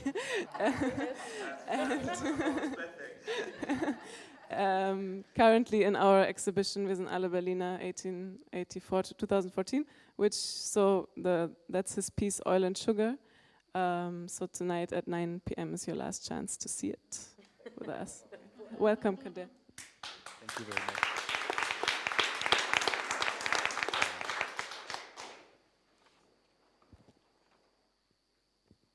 Thank you very much. I don't know if that works, but I think I was one of the first, if not the first or the second, to give a lecture at Savi many years ago, when it was a tiny shoes box. But it's not working. Hello? Hello? Yeah. And then, I have to say that the lectures by Françoise and were absolutely interesting, in the sense that every one of us now wants to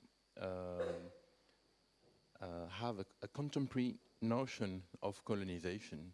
I think we are a bit, we have been, especially in contemporary art, I have to say, and especially here in Berlin also, we have been trapped. Yeah. No, it's working. We tried. It's working. Yeah. Yeah. It's just very close to you. Yeah.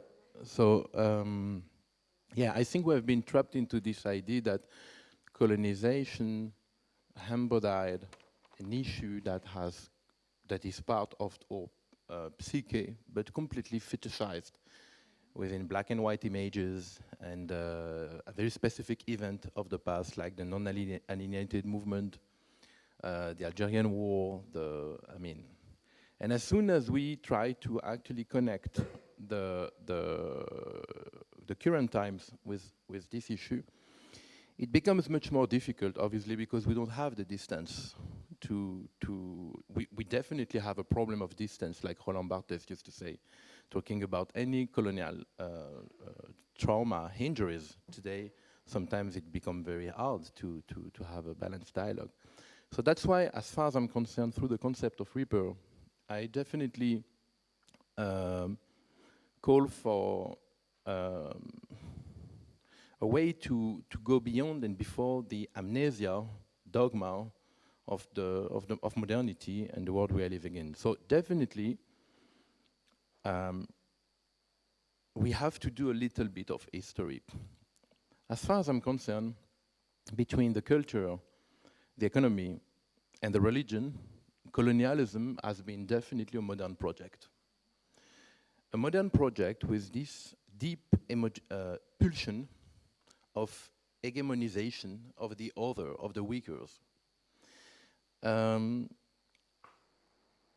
is something that I've always been fascinated in, which actually helped me to go into the research about the Reaper, is the fact that we all know how much tribal art, traditional cultures from in Asia, Latin America, Africa, the Middle East, have influenced the modern art, the modern European art. We all know that. In 2009, in Paris, I saw an amazing exhibition called Picasso and the Masters, an incredible exhibition. An incredible exhibition, I'm gonna hold it like this, like a rock star. An incredible exhibition that when I left the Grand Palais and I went to have a coffee in a bar, I was thinking, it's incredible. I mean, this curator, Marie-Laure Bernadette, she did an amazing job. I mean, there are only probably 112 masterpieces from Caravaggio to El Greco, Cézanne, obviously. All the masters who have influenced Picasso, the master of Cubism. I mean, he's not alone. Braque has a strong character in this story. But Picasso embodied more mediatically, I would say, like Darwin embodied the discovery of species evolution. We'll talk about this later. In this cafe, I thought it's incredible. I mean, this exhibition is called Picasso and the Masters, but there is not one single African mask in the exhibition. And we are in 2009. In 1936, MoMA in New York was filled from the basement to the rooftop with African traditional art. In 1936, MoMA wanted to compete with the biggest European museums like Paris and London, etc., Berlin, to say that we are much more avant-garde than you guys, all Europe. We know, we assume, I mean, we live with this. What actually makes me going back to the exhibition and check if I missed the Sanghi mask, for instance, because I really invite you here, please. It's my first lecture without images, so I'm going to give you some examples, some clues. There are two kinds of masks that until now I have a lot of issue with critics who are French and French, like Philippe Dagen of Le Monde, who definitely could have influenced Pablo Picasso in his Demoiselle d'Avignon painting. The first one is a Pende mask, P-E-N-D-E, illness mask. So if you can find this on internet, whatever, you will immediately do the analogy between this aesthetic of the most iconic Cubist painting, Les Demoiselles d'Avignon. The second mask, the second aesthetic, I would say, come from the Sanghi, from Congo. So when I got this, I was like, it's very interesting that we here everywhere in France, as an artist, as activist, as intellectual, as a curator, who are interested to reactivate, to maintain the issue and the problem of colonization, we constantly received arguments like, again, colonization, oh my God, Algerian war is over. Why are you still again working on this issue? Colonization is over, people have their independences. So I want to read for you, it's going to be difficult with this microphone, a text, please, Bonaventure, thank you. A text by Professor Souleymane Bachir Diagne, who is teaching at Columbia University, I'm sure you know him. African Art as Philosophy, Senghor, Bergson, and the Idea of Negritude. I know Bachir for many years, but when I got this book that I had never read, I mean, after we met and we did friendships, I was like, so, Rhythm. From the Trocadero to the Imaginary Museum. Let me do this. Near the end of 1906, at the time of Senghor's birth, Picasso is 25 years old. He is already famous, and numerous are the admirers of his painting, drawing, and sculptures. What is known as his blue period, 1901-1904, has been succeeded by the rose period, 1904-06, with its harlequin and acrobats. Max Jacob, his friend, poet, and art critic, perceives the depth of his genius. Guillaume Apollinaire, also friends, has dedicated an article to him in 1905 entitled Picasso, peintre et dessinateur, in which he celebrates Picasso's present and future glory. It even seems as if his life of bohemia and poverty must be coming to an end as connoisseur. Rich ones at that begin to put the proper price on unsurpassable greatness. Visiting his studio the year before, the American Leo and Gertrude Stein spent 800 francs for some paintings they took away. While that year, 1906, the art merchant Ambroise Vollard, who was his merchant, also of César, and Ambroise Vollard would pay 2,000 gold francs at one time to acquire several canvases. Mrs. Stein would see her portrait begun in 1905, completed.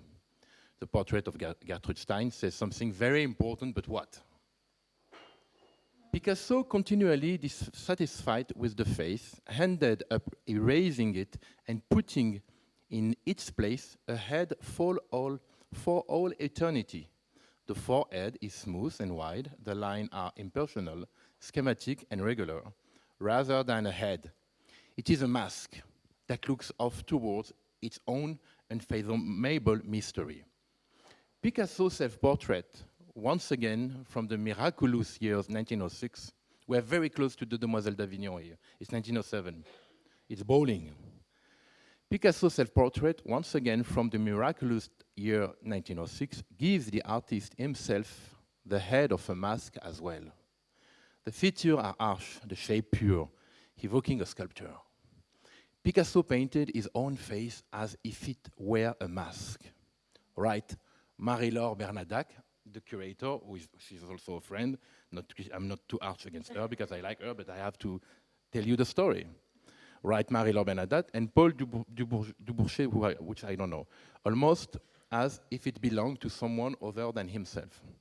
The intensity, the almost savage, look at that, archaism of this self-portrait shows the progression Picasso had made over the course of several years, even over the previous few months.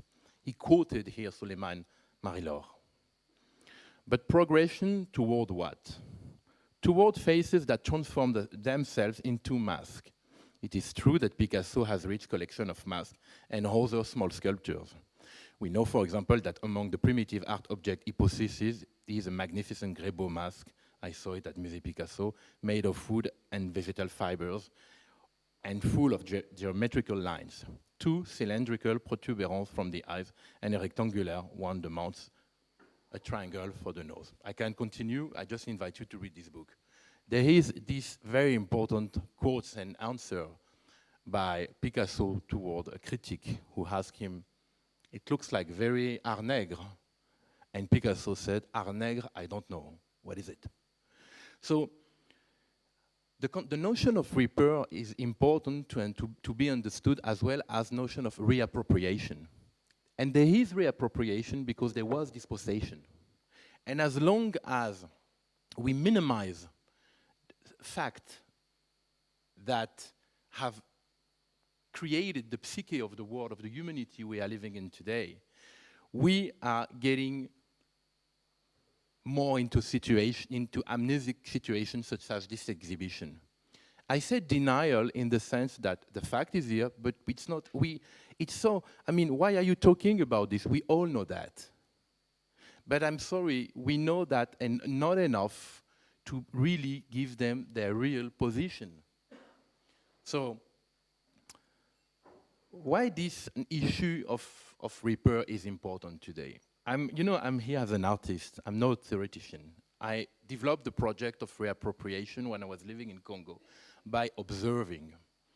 An artist, I would say like a scientist, is doing researches, but he is using different issues.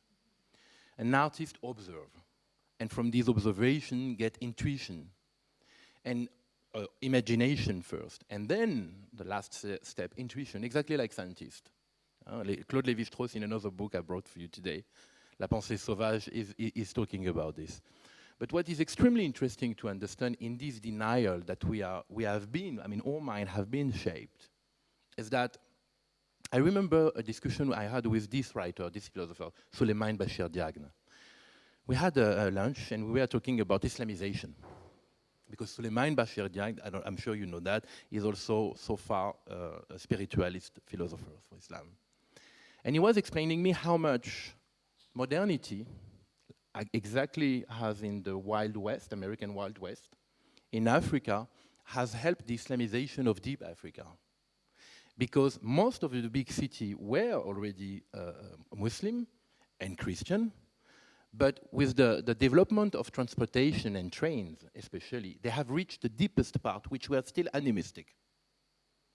And the spreading a very rural and what became later radical Islamism. Why the notion of reappropriation here is important? It is important because after so many years in which, as you know, I've been using the words repair and reappropriation, and sometimes because this concept of repair can be applied to everything, the word, the synonyms change. This anecdote about Picasso is extremely important in the sense that reappropriation and repair work as a loop from one culture to another. Today, the news are providing images that we can't stand them.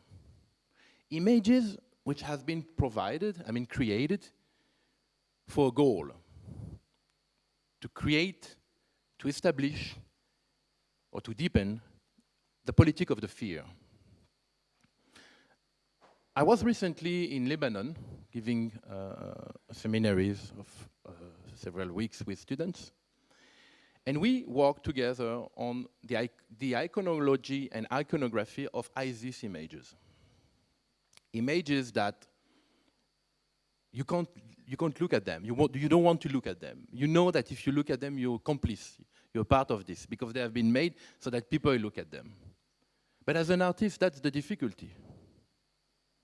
Is that I had this issue with another artist, Lebanese, that I really love, Rabi Mroué, I think he's in Berlin. He's talking about this in one of his performances. It is extremely dangerous as well to censor yourself and to say, I don't want to look at them. So these assholes are putting us in a very difficult situation in which I have decided to look at this image in the end of the day. What emerged from these images? As one student told me, it started with one student, Tina from Jordania. She told me, we were looking at this video and she told me they are too perfect. Arab are unable to do that kind of images. this is Hollywood. And I start to laugh, and then I told her, you might be surprised, but I think they are able to do it, especially because they have been in America. When I was back home, I was reading my notes of the whole lessons, and I discovered that there's an incredible link between the ISIS images and the art of Orientalism. Edward Said, when he's saying that the West has Orientalized Orient, the Western world has created Orient. How? He has created Orient in many ways to control it. He has created and invented this mythologic Arab woman in hammam with a black woman slave cleaning her, and this absolutely, I mean, probably it has existed somewhere, but this is completely a myth. And on the contrary to this very beautiful young dark-haired woman waiting in a hammam, the soldier with a sword, I mean, beheading one after the other the people. La mort de Sardanapale of Delacroix, the massacre of Theo. Go to see painters like Diné, who became Muslim, by the way, Nasser Eddin Diné, Jérôme, Horace Vernet. I mean, Orientalism painting is full of what you can see today in ISIS, especially in a culture coming from a religion which forbid the reproduction of images. So it is extremely interesting, exactly like what I'm doing with the importance of keeping and maintaining the history, to understand in which world we are living in order to try to reinvent a new one or repair what has been, I mean, the injuries of the past. The thing is that with this example, I just showed you how much both sides of the culture is stealing from the other. And on both sides of the culture, through this idea of hegemonization that has been definitely, as far as I'm concerned, again, I mean, we would love to, we can talk about this later, staged with a trinity of religion, culture, and economy through what we could name the motor of modernity as Akka, as known as progress. It is interesting to try to understand what has been deeply transformed on the non-Western traditional societies and which has a link today. Of course, with the example I just gave you, you can pull the thread and imagine that the killer of Charlie Hebdo, there's also a thing that I just have to tell you, because it's also a detail that is important regarding the brother Kouachi. The brother Kouachi were living in the 19th arrondissement of Paris. They have been given up by their father when they was, I think, quite very young, 6. I got, just to make a long story short, I got this by my brother, who is a manager of hip-hop, and met with one of the brother Kouachi in 2001, who wanted to do hip-hop. And I mean, I saw the pictures, I was like, they have been given up by the mother had been abandoned by the father. Until now, nobody knows where is he. And she committed suicide when they were 9 years old. And she was a prostitute working on the border of Paris. She committed suicide with pills, and she died with a 6-month-old baby in Bili. I mean, this is the story of the brother Kouachi. You can read in some platform on internet, but not in the mass media. I got this by my brother Karim, and I was, are you sure? He said, are you kidding me? And talked to Daesh. And so, when I was also in another panel talking not in Europe about Charlie Hebdo, I was trying to explain how much this issue and problem and attack is a French problem. But it has a strong impact globally, because for many reasons, this country has an impact for many reasons. First of all, because they have given to America democracy, first of all. But the second thing, it was in America. the second thing is that what we have to understand through this is that injuries that has been created, as François says, much before colonization, during the slavery, and then within the colonization, and then after the independence, countries completely bankrupt, and then through the process of immigration. These injuries, the creation of these material, of course, injuries, I'm talking about all millions of soldiers from North Africa and Sub-Saharan Africa and Asia and India who died in Europe during the First World War and the Second one. But let's talk about what Fanon has mentioned as a psychiatrist, observing his patient. Immaterial injuries, frustration, humiliation, spoliation. I mean, we know so far, since the end of the 19th century, that the human psyche do not remove the injuries, the trauma, on one generation. The whole generation of immigrants in whole Europe, in whole any societies which has been humiliated, frustrated, expropriated, will last through the generation. And what you have today is an incredible vis-a-vis, face-to-face, with two, I would say, sort of bipolar situation in which, on one hand, the modernity, pretending that they were bringing democracy and civilization and monotheism, and at this point, it's, we can talk also about Islam, but definitely European colonialism was linked to religion, economy, and culture. It cannot stop that way. There is an underneath ground which is completely full of, which is animated and leads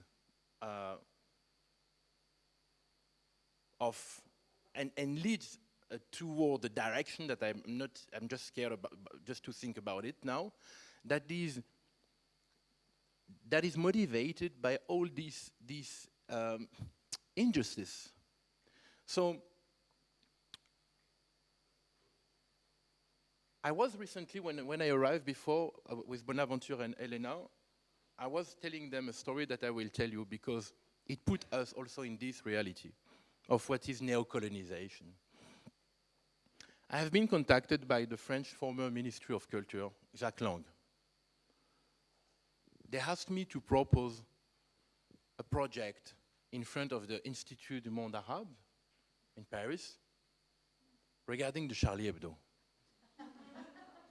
So I said, "Are you sure you want to invite me?" "Oh yes, are you really sure?" Because, okay, I'll make my ID. It took me a week to think about, it's not about heart here. It's about, again, the fact that we have to speak now. Enough is enough. I start to think about different issues. I also dig into my own history, and also with my brother, who is much more still with the young in these suburbs of Paris, around Paris, and the main area where these young people hang out, which is the bottom of the building in front of the mailboxes. The mailboxes of these suburbs, everywhere in the world, you go to a poor area, the mailboxes say so much. Because the mailboxes are the link, and I would say bind and separate the home and the real world. I start to draw a huge labyrinth of furniture that are made with mailboxes in front of the Institute of the Monde Arabe. A labyrinth in which everyone can walk through and have to find his way to go out. But all this huge labyrinth is made with thousands and thousands of mailboxes. People have to write a letter to these people. People will be invited to put their ID. We can't reinvent an affordable world in a situation such as today, in which the cut between the elite, I'm talking about the cultural, intellectual, economic, and political elite, and the basis, it is impossible. And that's why I do believe that in the end of the day, that would be a little bit my conclusion of this. Colonization, it's not about races, or not only. Colonization is not about culture, or not only. Colonization is a process of hegemonization between modernity and tradition. This idea, this blind idea that one is bringing the reason, to quote Descartes, with his obsession for rationalism. Why rationalism? I mean, I will also finish with Claude Lévi-Strauss. I mean, in his incredible book, I'm not going to read, but because it's in French. In his amazing essay, La pensée sauvage, Claude Lévi-Strauss start with probably, first he make it very clear that he's not talking about the wild South, or the South of the wild. He's talking about the wild South in general. But much more interesting, I was rereading this, because everything that he start is to put face to face science, modern science, and the magical. And how much modernity has removed us completely, we are completely blind of this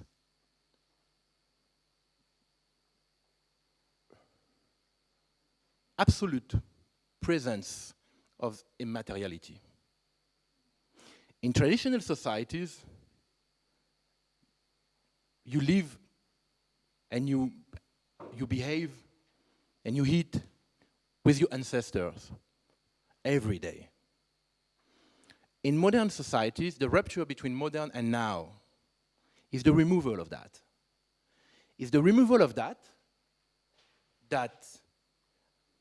he's about to be replaced, changed, by the digitalization of the world.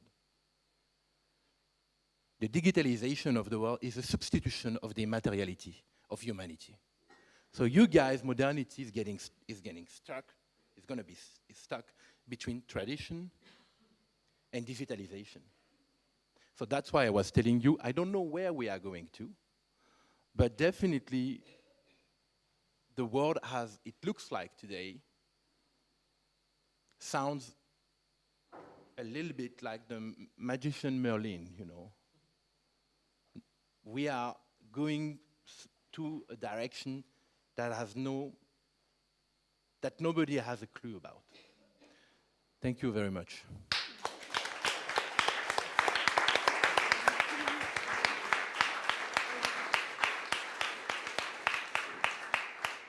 Oh, thank you very much, Kader.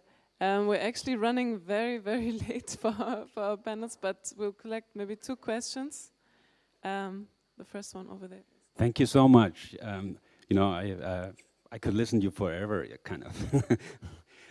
It was, but more so, I saw your work at Savis, and you know, the sugar and oil piece, which reminded me also. I mean, I made some links to Magdalena Campus Pond's sugar cones and molasses, or to Kara Walker's domino factory piece, especially the smaller pieces, the molasses figures, which melted in the heat of the summer, and so your piece is, I think, it's even more so about, you know, vulnerability, the vanishing, the disappearance, death. So. But you add this other component to it, and for me, was I was wondering how you kind of create, and it was nice to hear you finishing with this kind of you know, this futuristic this outlook. So I was wondering if you connect the sugar and oil piece,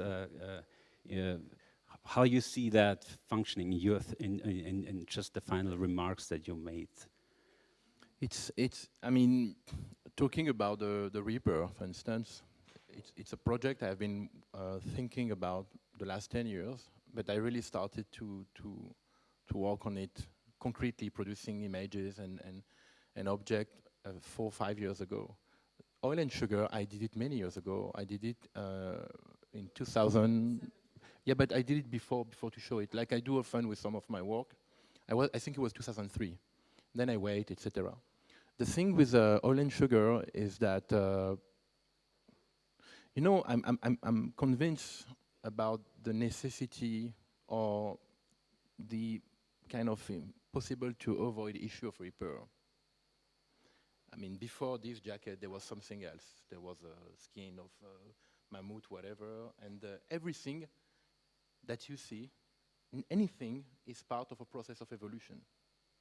And the process of evolution is led by a strong and deep determinism which aim at improving it. When I was doing oil and sugar, I was not even thinking about the repair, a little bit about reappropriation, because of the symbolic of the oil and the sugar. The sugar is completely, it's as Françoise says, and many interesting artists, is completely linked and up to slavery. It's linked to slavery. As far as I'm concerned, what I was thinking about was more the notion of addiction. Because one of the extremely perverse goal of modernity and working together with colonialism and capitalism is to create addictions. You go to a place where people don't need this cell phone or whatever, you make them, addict to this. We all know that. It's not only colonization, this is capitalism.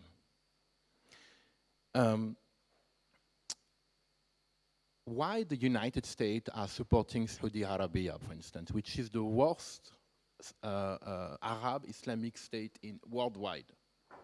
This is the Middle East. I'm talking to you about a country where a woman can't drive a car. They are not allowed to go to the street alone. This happened to me with a friend, though she was completely dressed as the local. I'm talking about Middle East. The United States supports Saudi Arabia because of the oil, because of their addiction to oil consumption. They can't live without Saudi Arabia. They are their main provider.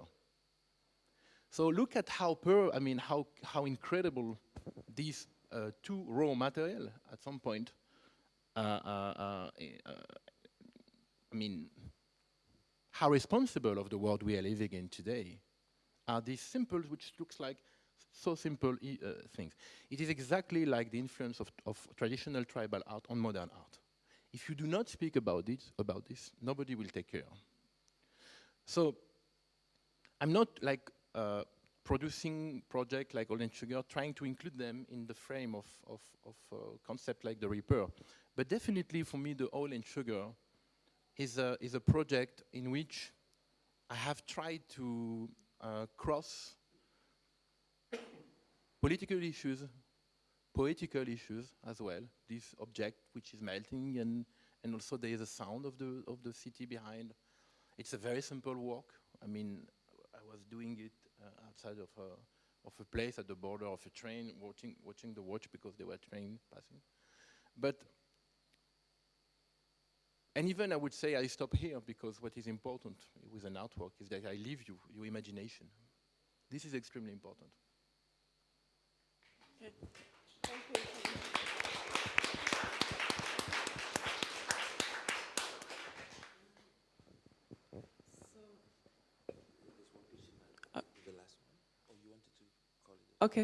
Okay. So one last short question. Thank you so much. There are a lot of things that you touch upon, and a whole lot of things to be said about this, because it is your reading that is of interest here. I couldn't link it to sovereignty.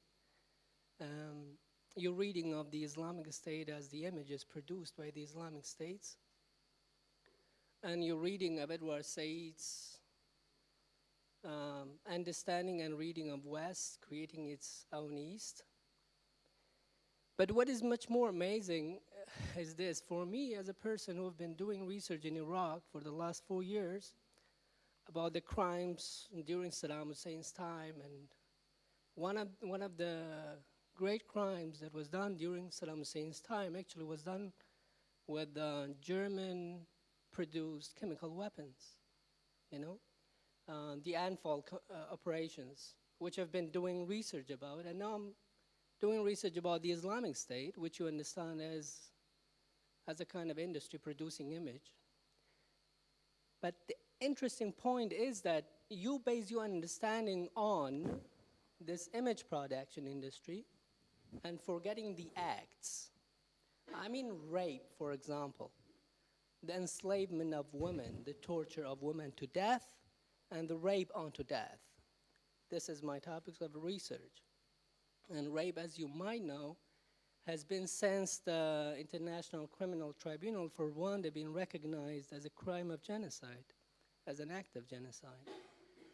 So you as an artist, and this I come to Derrida saying, what does an artist say when he or she starts speaking? And here is interesting that you're building up this totalization. Colonialism is not about this, colonialism is about that. Colonialism is between tradition and digitalization. So this is my question, what exactly do you mean by this totalization and essentialization of ideas? Even modernity, you know, when you establish a fixed understanding of modernity, to say something very important too, it was this morning I was participating in a memorial march about colonialism. And this memorial march was about demanding the German federal state, and it was in Berlin, to have a memorial for its part of colonialism, and especially Namibian genocide, which is not recognized in this country, of which you do not have a monument. You know, so it is this understanding which this other speaker was talking about, that the crimes of colonialism, you know, which caused, if we follow Howard Zinn's United States history of the American people, which is a history of slavery, as he discussed it, 50 million people were enslaved, and you do not have a monument in this country, you know, which initiated the whole process, of which we are still talking about. So how long are we going to be speaking about this, and, you know, to continue, you know, instead of speaking about our own sovereignties in actual fact, we go on and speaking about what happened in India, what happened in Africa, in Tanzania, in Namibia, in South Africa, and, you know, reproducing and repeating. It's not about, as you said, reappropriation and rebirth. It's about repetition, you know, iterability of reading things anew, you know. Islamic State is not Al-Qaeda. Islamic State is not what was produced, or you can never find a cause for something. Never. It's a new reading, a new movement. So here is the understanding of, if we apply this understanding of repetition as a new understanding of the world and the universe itself. So how can we apply that to your understanding? Sorry. Okay. You should go ahead, but I'd like to say. I mean, if I understand your question, and I'm sorry to respond, but it seems to be a larger question about methodology, if I can put it that way, and also where we stand in a project of critique. And I didn't actually hear Kader saying at all that we're able to stabilize a moment of origin, or even that we can think about an image economy that is generative. I mean, what I actually heard him saying is that there is a scrambled temporality where the back and forth, where the ability, in a sense, for us to think about Picasso's moment actually being denser with a set of interconnections and interlinkages than it is now, actually sort of scrambles something like a historicist methodology that we may use for actually producing an accounting of colonialism. So I actually heard Kader very importantly challenging historicism rather than reiterating or putting in place some notion that we can find a moment of origin. Now, that would be one. And I think then the second question about repetition and the new, which is significant, and it's a very significant one for aesthetic practice, but it's also a significant methodological question, also raises the issue of legibility, no? So iterability is always both about repetition and repetition with a difference. And so it seems to me that the divide or the bifurcation actually doesn't quite exist. So just to sort of go back, I mean, my own sort of response, in a sense, to Kader was both scrambling the temporality, challenging historicism, and it seems to me adding this very important new actor, which Francoise also brought up, that we can't think about Europe without America, because America, in a sense, is at the origins, as Locke tells us, right? This is the first revolutionary society. This is also, as you put it, the first society that puts in place a 3/5 clause in its constitution and then forgets it, right? And constantly, in a sense, reenacts that founding forgetting, if we can put it that way. So I guess I just wanted to take issue with your representation of what you said. The thing is that, I mean, I have some difficulties to understand in which way we actually disagree, because most of what you said, I mean, I know, of course, the genocide in Namibia. I knew that in this country there's no memorial. I was recently in Hamburg working on this, to be honest. You have to, what I found a little bit a shame is that, and here I'm talking like, again, like as an artist, because you said an artist, huh? I mean, you know, my background is philosophy. My mother do not read. She's an alphabet, but I have studied, I mean, I work with Alain Badiou and Jean-Claude Moineau and Rancière in Paris 8. So, but my father is an important Algerian militant and communist militant, and he has the picture of Saddam Hussein, for instance, and all these assholes on his wall, and he's living alone now. What I'm trying to tell you now is that to have an idea of what we are talking about, it is, as far as I'm concerned, it's my opinion, you can disagree or not, is extremely important to not only make it contemporary, but try to imagine and think, because we are here for that. To which direction are we going to? And of course, you can say that Saddam Hussein has killed so many people, Gaddafi too, in Libya and everywhere. And I'm the first today who are absolutely against the Algerian government and administration today, because all these people, that's why I was saying that we have to be careful with this fetishization of the 60s, because they have hold up, they have robbed a revolution. I mean, and not by like for Iraq and America and the West, not only by themselves. I mean, they were helped by French. So you just have to understand that for me, I do believe in art, and that's why I never continued my philosophy courses, because I think that the strength of art is this incredible, and of artists, is this incredibility, is this incredible ability to make a relation elliptic. If I do a relation between this microphone and my glass of water, it's called surrealism, Lautréamont. I think you should really read the Claude Lévi-Strauss, La pensée sauvage. No, the part of the bricolage. So you know, so go back to this bricolage part. Yeah. I mean, I even think that if you think so, it's not the point here.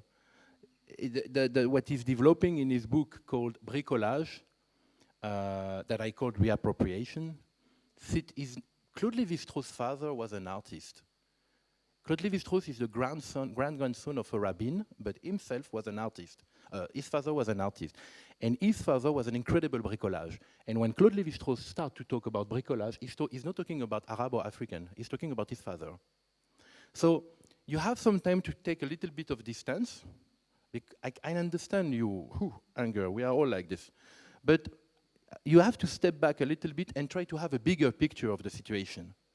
Then you will understand how much, as far as I'm concerned, Fanon was not only an anti-colonialistic theoretician, he was a psychiatrist, he was a psychoanalyst, and this aspect is very important.